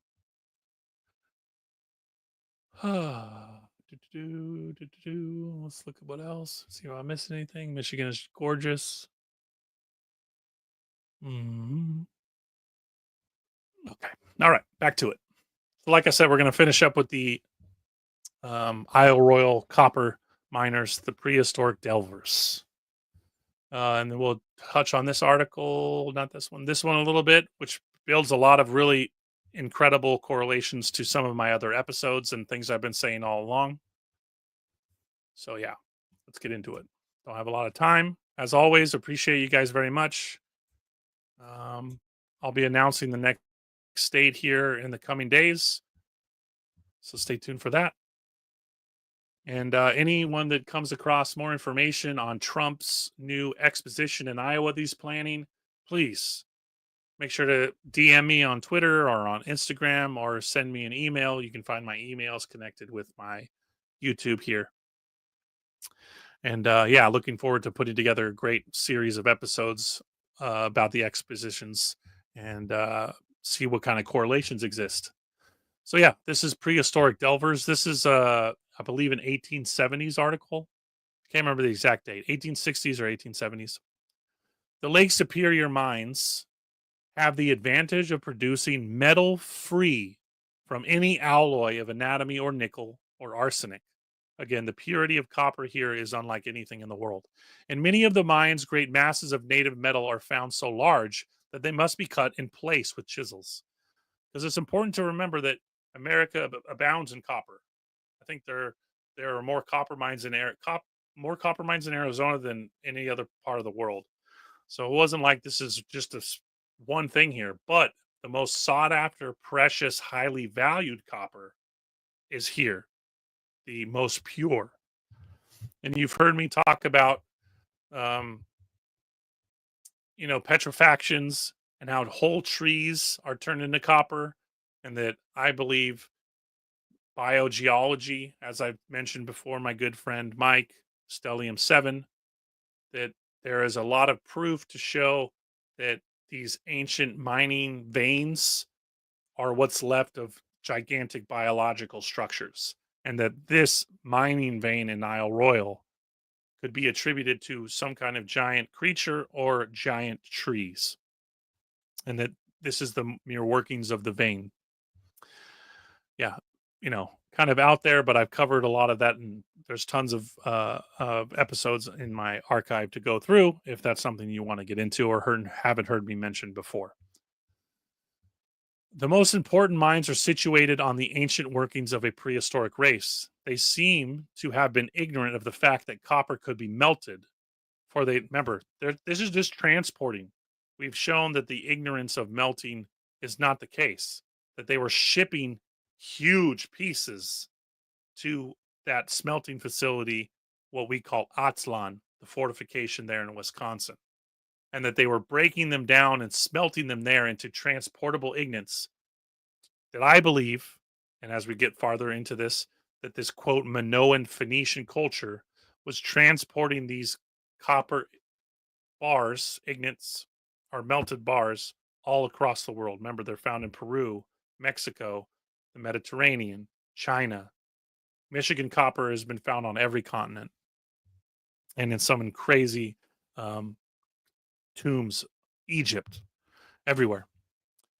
Every day they subjected it to a temperature nearly high enough without making a recovery, which would have lifted them out of the Stone Age into the Bronze Age. Now remember, they were already tempering copper, they were already making bronze. You can't have bronze, you can't have a Bronze Age without a Copper Age, and no one had more copper at a higher state of purity and more advanced copper tools than ancient America.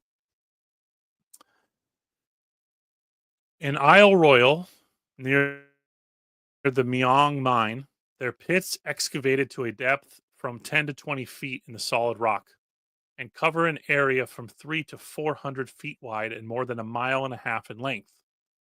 The labor expended here cannot have been much more short of that involved in building a pyramid. Isle Royal is 10 miles from the nearest land and is incapable of producing food, so that all supplies except fish must have been brought from some distant point. Again, we're dealing with a very sophisticated, large merchant operation. Their excavations could, of course, never go below the point at which water would accumulate. Their hammers, frequently to the number of several thousand, are found in heaps where they were evidently placed at the end of the season. As no graves or evidences of habitation are found, we can hardly doubt that the ancient miners lived south of the Great Lakes and made yearly journeys with fleets of canoes to the copper mines. The aggregate amount of the metal which they carried off must have been very great, and it has, I believe, been, don't know what it says, is torn here, thought that the copper implements of the ancient Mexicans came from this source. Yes, of course, and of many other cultures around the world. M. Charney, in a recent number of the North American, seems to think that the Mexicans reduced copper from its ores. A chemical analysis of their hatchets would solve the question, for Lake Superior copper is so free from alloys as to be unmistakable. Again, they're talking about how they could, even in this time period, they could say this is Michigan copper just by how pure it was. The superintendent of the old Caledonia mine in Ontonagon, sorry for butchering that county, kindly took me to the top of a cliff where three Cornish tributars, miners working not for wages but for a share of the product, had cleared out one of the ancient pits in the outcrop of the vein. They had brought out a quantity of copper and had just uncovered a large mass which would weigh certainly not less than 7 tons. 7 tons. Many battered stone hammers lay around the mouth of the pit. The active little Englishmen, belonging to a race of hereditary miners, perhaps as old as mound builders themselves, had come around the world from the east to finish the work of the departed Asiatic race, who reached here from the west at a time to which no date can be assigned. Really interesting in this time period, they're calling it an Asiatic race. Not far away, another party had cut down a dead cedar to make crops for their tunnel. Props? I'm not sure. As they were putting the log in position, from its center dropped a small but perfectly formed stone hammer, which had never been used. It was made from a stone found, I believe, only on the north shore of the lake. This tree was not far from 250 years old, but as cedar is almost indestructible, it is in this climate, it may have been dead several hundred years. The axeman said that he had found several hammers in the center of cedars. Crazy. It would seem barely possible that this hammer had been placed in the cleft of a tree when it was a sapling, that the wood might grow around the groove and serve as a handle. At all events, this one, which I have, was certainly placed where it was, about 30 inches from the ground, by human hands, undoubtedly by the ancient miners himself, and that the tree grew around this hammer. Between them should be determined the result of acquaintance as he was. Okay, what is this? I'm sorry. Oh, that's the next one. So, yeah, more on Isle Royal. Millions upon millions. When's this one? 1890. Millions upon millions of hidden wealth awaiting the lucky discovery. The wonderful and gigantic mining works of a vanished people.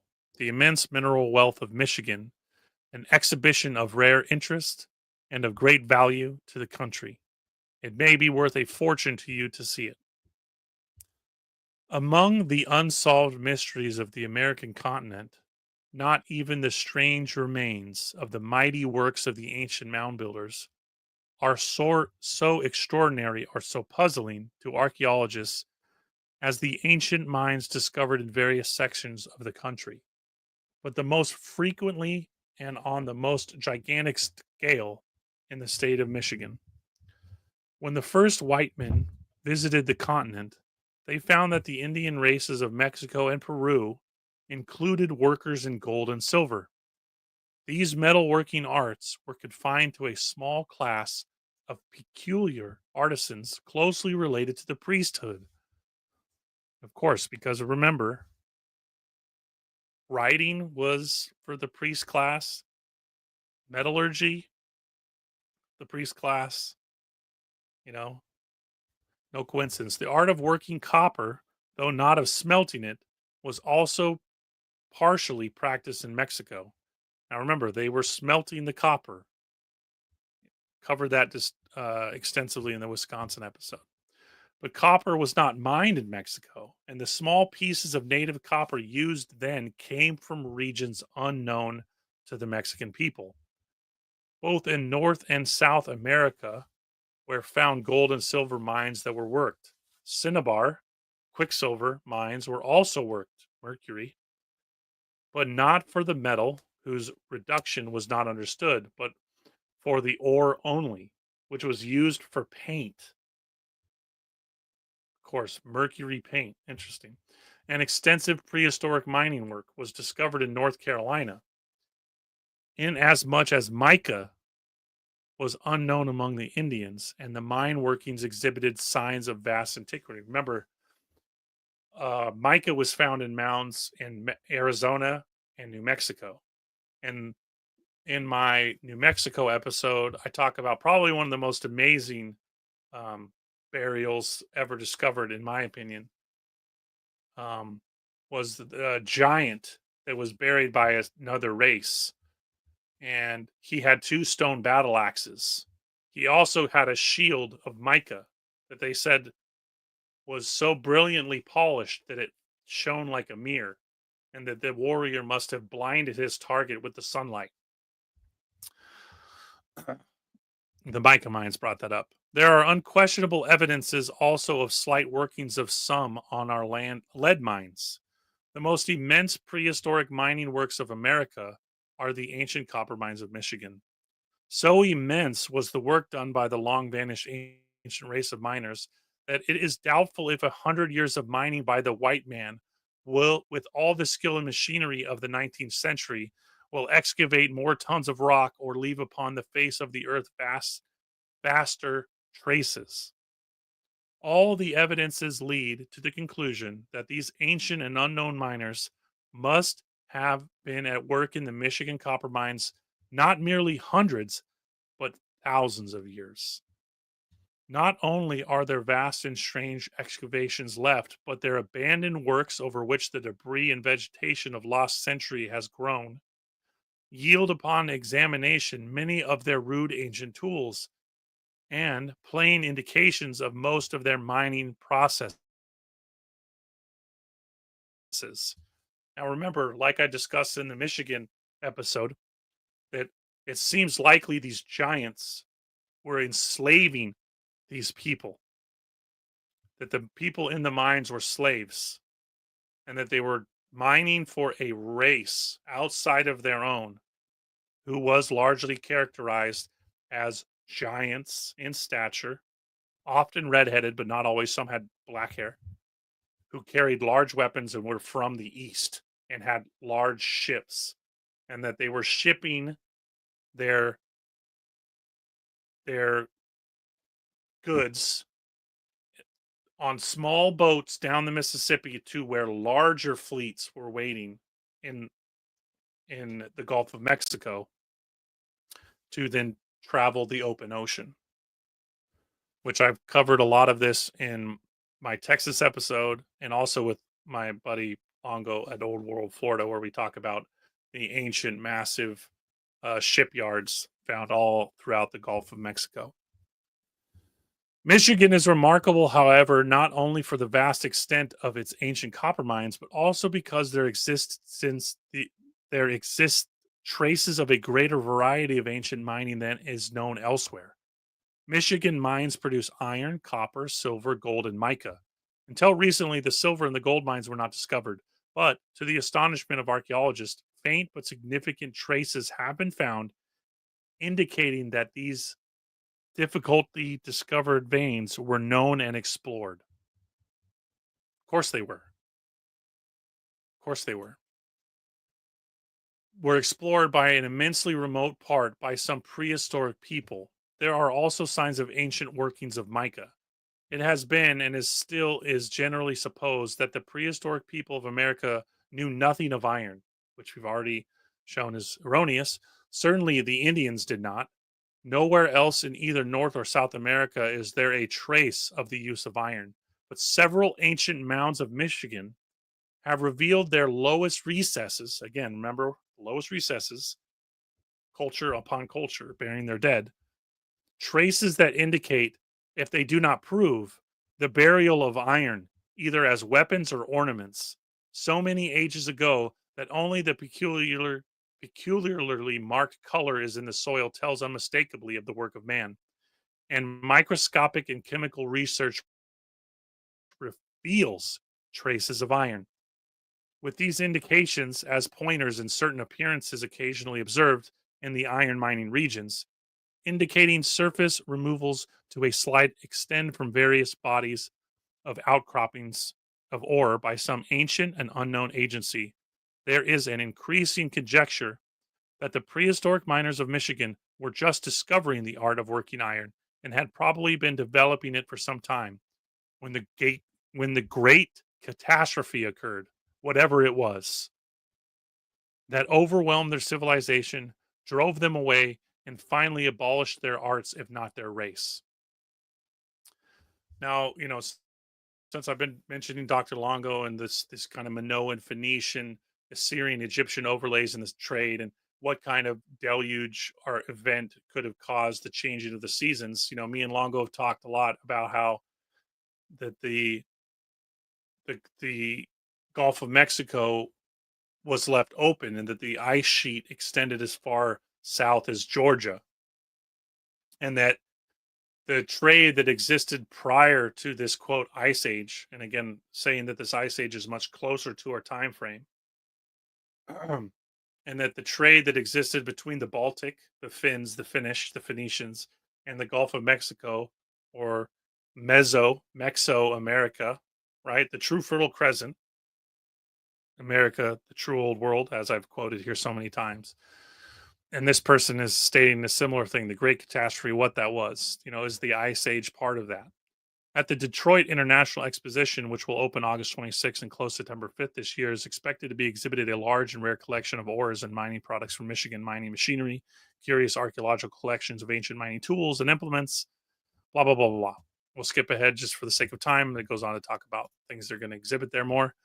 But yes, so kind of, again, correlating the same fingerprints that I was touching on in the Wisconsin episode, but also throughout the entire Anomalous America series, that what lies beneath us, we stand on the shoulders of giants, and that the history, their, I don't want to say legacy, but things that they've left behind have been largely gathered up and hidden away. To what end, we don't know. And that there's a lot of really great hints left to be found in these old newspapers. In this one, we're going to just slightly touch on the buildings they found in Isle Royale. What do we got? We got just a few minutes left. Okay. And then we'll end with talking about this wonderful article here, the Michigan copper in the Mediterranean. All right. Prehistoric buildings, ancient homes on Isle Royale believed to have been used by copper miners. Port Arthur. The remains of homes believed to have been used by prehistoric copper miners have been found on Isle Royale in Lake Superior. Mining was in progress there at least 1,000 years ago. How much longer, we do not know. We found pine trees 6 feet in diameter growing on the ancient rock dumps. Remember, these rock dumps were found at Asylum, the smelting facility in Wisconsin, but they called them slag heaps. So all the refined, everything they took out, and I hope it's not Is it super bright? Can you not see the words on the live stream? Man, I don't know what's going on with the brightness here. Oh, it's just as bad. Holy smokes. Why is it so bright? I don't know how to fix that, so I apologize. That's super annoying. Man, that's annoying. Why is it so whitewashed? How do we turn off the brightness on the stream? That's something I'll work on after this stream and hopefully resolve it for the next one. It's never done this to me before. Hopefully I can figure that out. So I apologize. Okay, so where were we? So yeah, a 6 feet in diameter tree growing on the pile. Um, there were larger pits which had been dug for homes. They ranged from 8 to 10 feet deep and were protected by carefully built stone walls. So they're saying larger pits which had been dug for homes. These were homes that were above surface level. Flower Jones, thank you so much for the donation, man. Good to see you as always. You're always around. I appreciate you so much. So they're saying that these were 10 feet, 8 to 10 feet down. No, they were surface level, but had been buried. The people incidentally used communal dwellings in some instances, as several of the pits were 20 by 40 feet, and one, which may have been a fort, was 20 by 50 feet.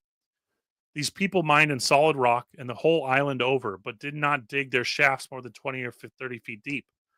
Their tools were black, egg shaped stones of great hardness, such as are found on the north shore of Lake Superior. All right. This one we're going to skip because of time. What was this one about? Doesn't matter. Ancient. Oh, tempered copper. This was a good one. We'll read this one. We'll just go a little bit longer than I wanted. We got to read this one. Ancient race. Okay, you can see this one. I don't know why that last one was so whitewashed. Horrible. And this is from 1904. In Michigan, possessed the lost art of tempering copper. There was recently found on the shore of Lake Gogebic by campers engaged in gathering sticks for fire a tempered copper implement, clearly of a prehistoric age. The especial purpose of the tool is a matter of conjecture. It is described as being about 9 inches long, 2 inches broad at the end, and 1 1/4 at the other. It weighs about 2 pounds. Interesting, the discovery centers in the fact that the implement was tempered. Within the recorded history of man, no people have lived possessing the art of tempering copper. Now, remember, we found tempered copper items all throughout every state pretty much. But this is a great article describing to you that in this time period, it was a completely lost art. Or they were thinking, this is again why we can throw away the Bronze Age, the Copper Age, and Stone Age, and how all of these ages have been erroneously inserted into the timeline. That it existed but was lost before an age of which this generation has any knowledge is proved by the few discoveries of tempered copper tools in Michigan and Egypt. And Egypt, of course. Remember, Michigan copper has been found in tombs in Egypt. There's quite a few articles out there describing this. To which countries we believe such discoveries have been limited. So this is again, if we're trading copper with Egypt for Michigan, imagine the kind of commerce we're talking about. And La Paljean and Ignatius Donnelly, they say this is the Atlantis. This is the Atlanteans. This Minoan culture was the lost Atlantis culture, which I've correlated with the Etruscans and the Phoenicians and so on and so on. And those tablets we showed earlier and how they were described as Assyrian and Egyptian. The imperfect description given affords little idea of the use for which it was intended. That an art so valuable as the tempering of copper to a hardness causing it to receive an edge outrivaling the finest steel should have existed and have been lost, leaving behind so few witnesses, seems inexplicable. This is also, we could say that same line when it comes to asylums and all these other things we find. Its value was such as to have brought into use a great number of devices handy in war and for mechanical and domestic purpose. Yeah, mechanical. Yet probably less than a score, all told, of such implements have been rescued from the grave of the scientific past. But these few witnesses relate a significant story of the human race and its achievements in an age of whose history we are permitted to examine only the title page. Right. We know very little. And what we do find is often hidden away from us. All right. Appreciate you guys sticking with me, all 160 plus of you. We're going to finish up right here. Michigan copper in the Mediterranean, Book of Mormon evidence.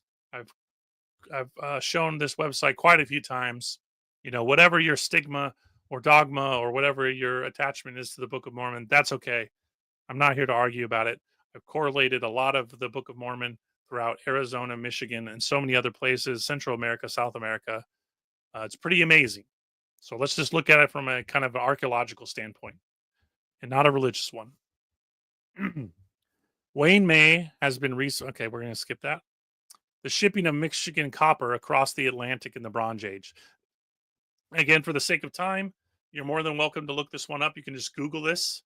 It's on Book of Mormon evidence.org, Michigan copper in the Mediterranean. You can read the whole thing. I'm just going to highlight things, okay? The shipping of Michigan copper across the Atlantic in the Bronze Age. Remember, the Bronze Age and the Copper Age, right? The correlation in how America plays such a vital role. The geology of copper. Copper is said to be the most common metal. The unique geology of Michigan copper. Early in Earth's history, there were huge volcanic outflows over the Great Lakes area. As new sediments overlaid these flows, copper solutions were crystallizing. Now remember, I've talked quite extensively about, again, this biogeological factor in the petrifaction, and that when biological items petrify, when they're exposed to some incredible voltage, some electromagnetic anomaly, they can turn into or paramineralize, crystallize into all kinds of things: diamonds, copper, silver, even human bodies, when exposed to these types of events, can turn into these things. And I've covered some of those throughout the episodes. They found giant skeletons where parts of the organs were turned into different minerals: gold, silver. The copper has been crystallized in nodules in irregular masses along fracture zones a few inches to many feet wide. After a billion years, of course, a billion years, about a quarter of the age of the Earth, four major glaciations ground upon the edges of the old layered basalt lava beds and exposed some of the embedded copper. Here is a picture of that piece of copper that they found. There was several tons down inside the mine shaft, that they had to abandon the mine, and this piece of copper that they obviously put a ton of labor into. Isle Royale and the Keweenaw Peninsula remained high ridges of volcanic basalt. The scraping and digging by the glaciers, followed by surface exposure of the hardest material.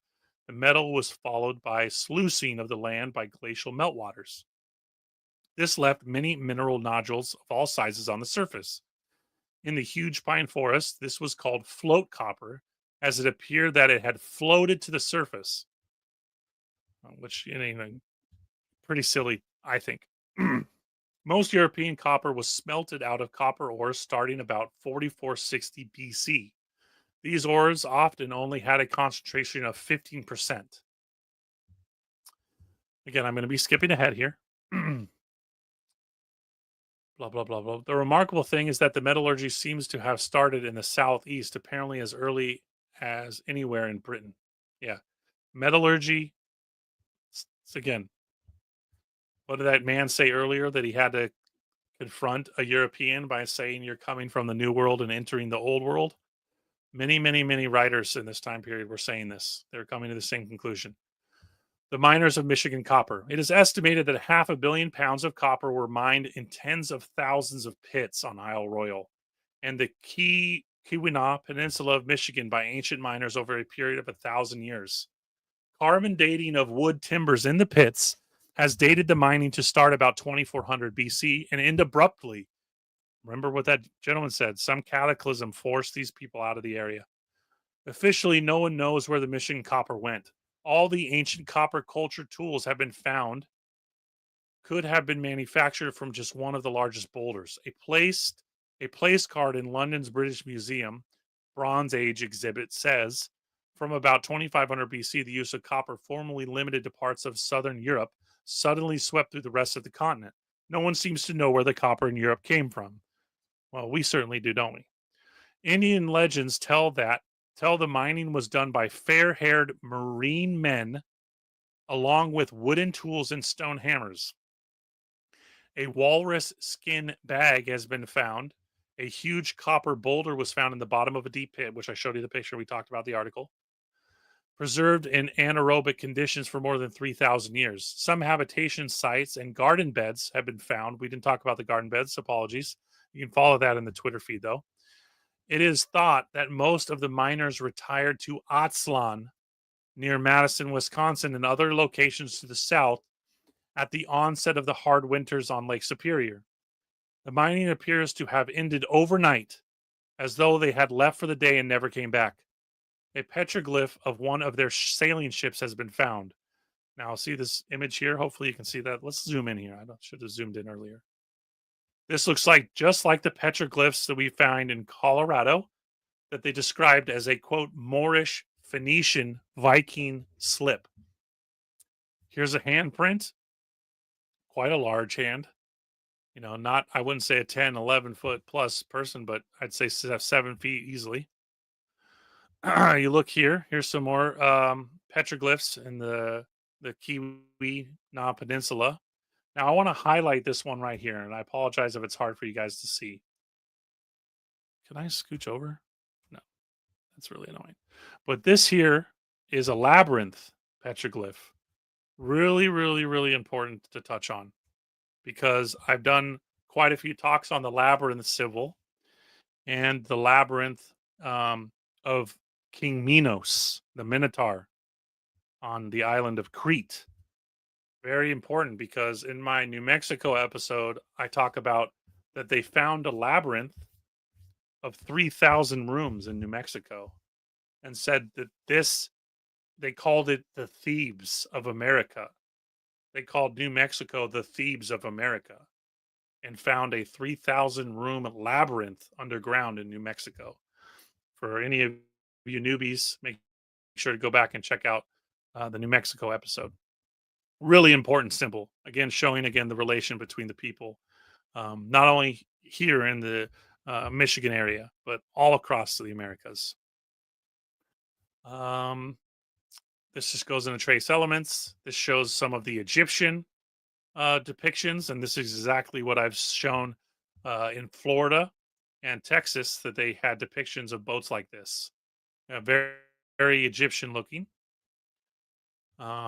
This goes into a shipwreck that they found in the Mediterranean, and by chemical breakdown showed that the copper came nowhere else other than from Michigan. It was off the coast of Turkey. And to finish this up, I was hoping to find the part where he talks about the Minoans.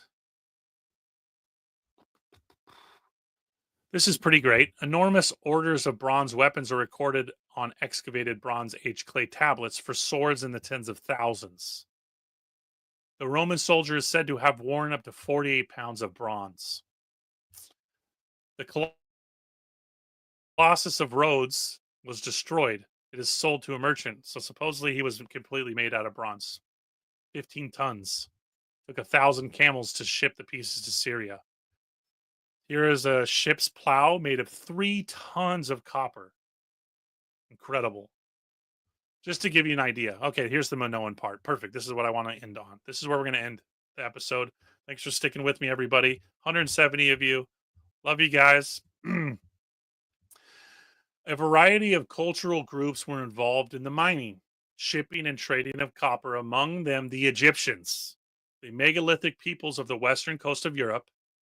Again, this is where the Phoenician Baltic trade comes in. The Atlanteans and the Minoans. So remember the labyrinth symbol I showed you, the labyrinth they found in New Mexico, King Minos. I did an episode, if one of my moderators wouldn't mind leaking it, I did an episode called Symbolic Labyrinth, Homer's Greeks from America. More evidence supporting this idea here.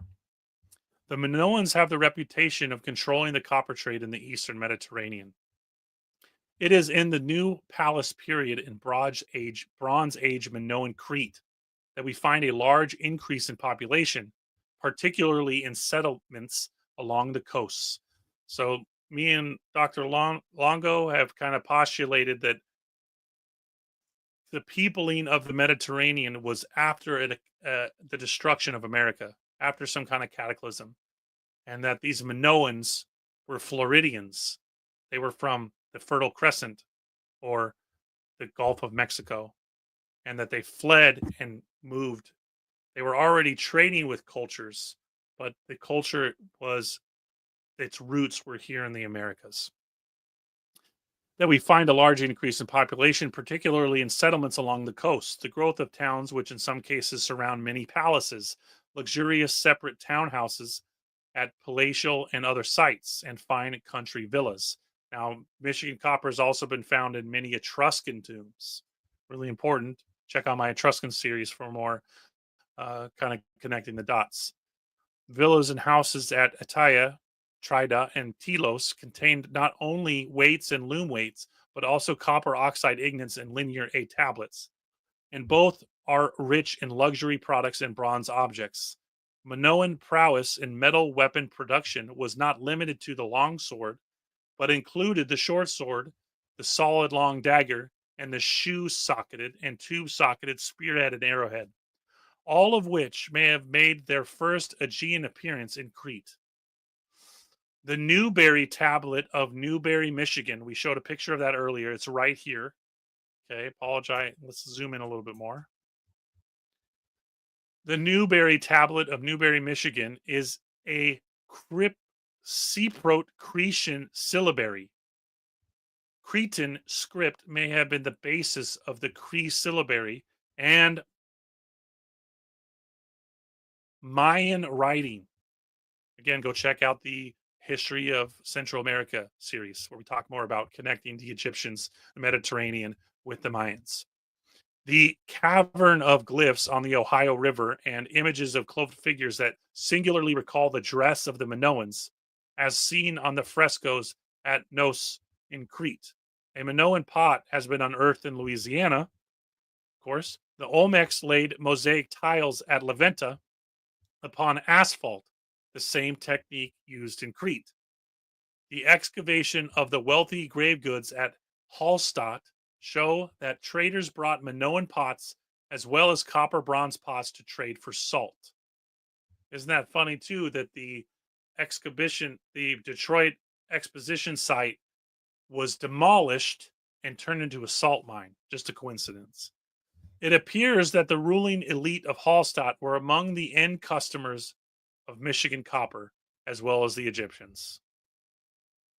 And that's where we're going to end it. Again, like always, I had millions more to get into. I didn't even get a touch on the sunken forests of Lake Michigan, where below the bottom of Lake Michigan, they found a standing forest.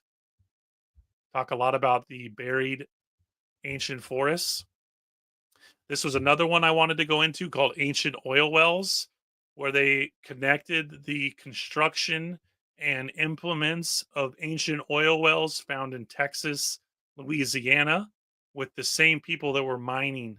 So these ancient copper miners were also digging oil wells. This one is about the great Loch Ness sea monster of Lake Michigan, how they found all these incredible, I would say, kind of changeover creatures from a previous age that survived this cataclysm and were spotted up until the 1800s, early 1900s. Same with this one, another sea creature, a monster in Lake Michigan. Loch Ness, another one. These are all separate incidences, by the way. And then the Wild Men, a man caught in the forests of Michigan, covered in hair head to toe, with thick whiskers on his face. yeah, and that's it. So again, appreciate you being here. If you want to go back at your own leisure, you can do so throughout the thread here. It's posted in the description below. Um, Thanks for tuning in. Thanks for joining me, guys. Over 2 hours. Stay tuned in the next week or so. We'll be nailing down episode 24. And yeah, as always, thanks for tuning in, guys. Hope you enjoyed the episode. And take care of yourselves. I appreciate you guys. And have a wonderful night.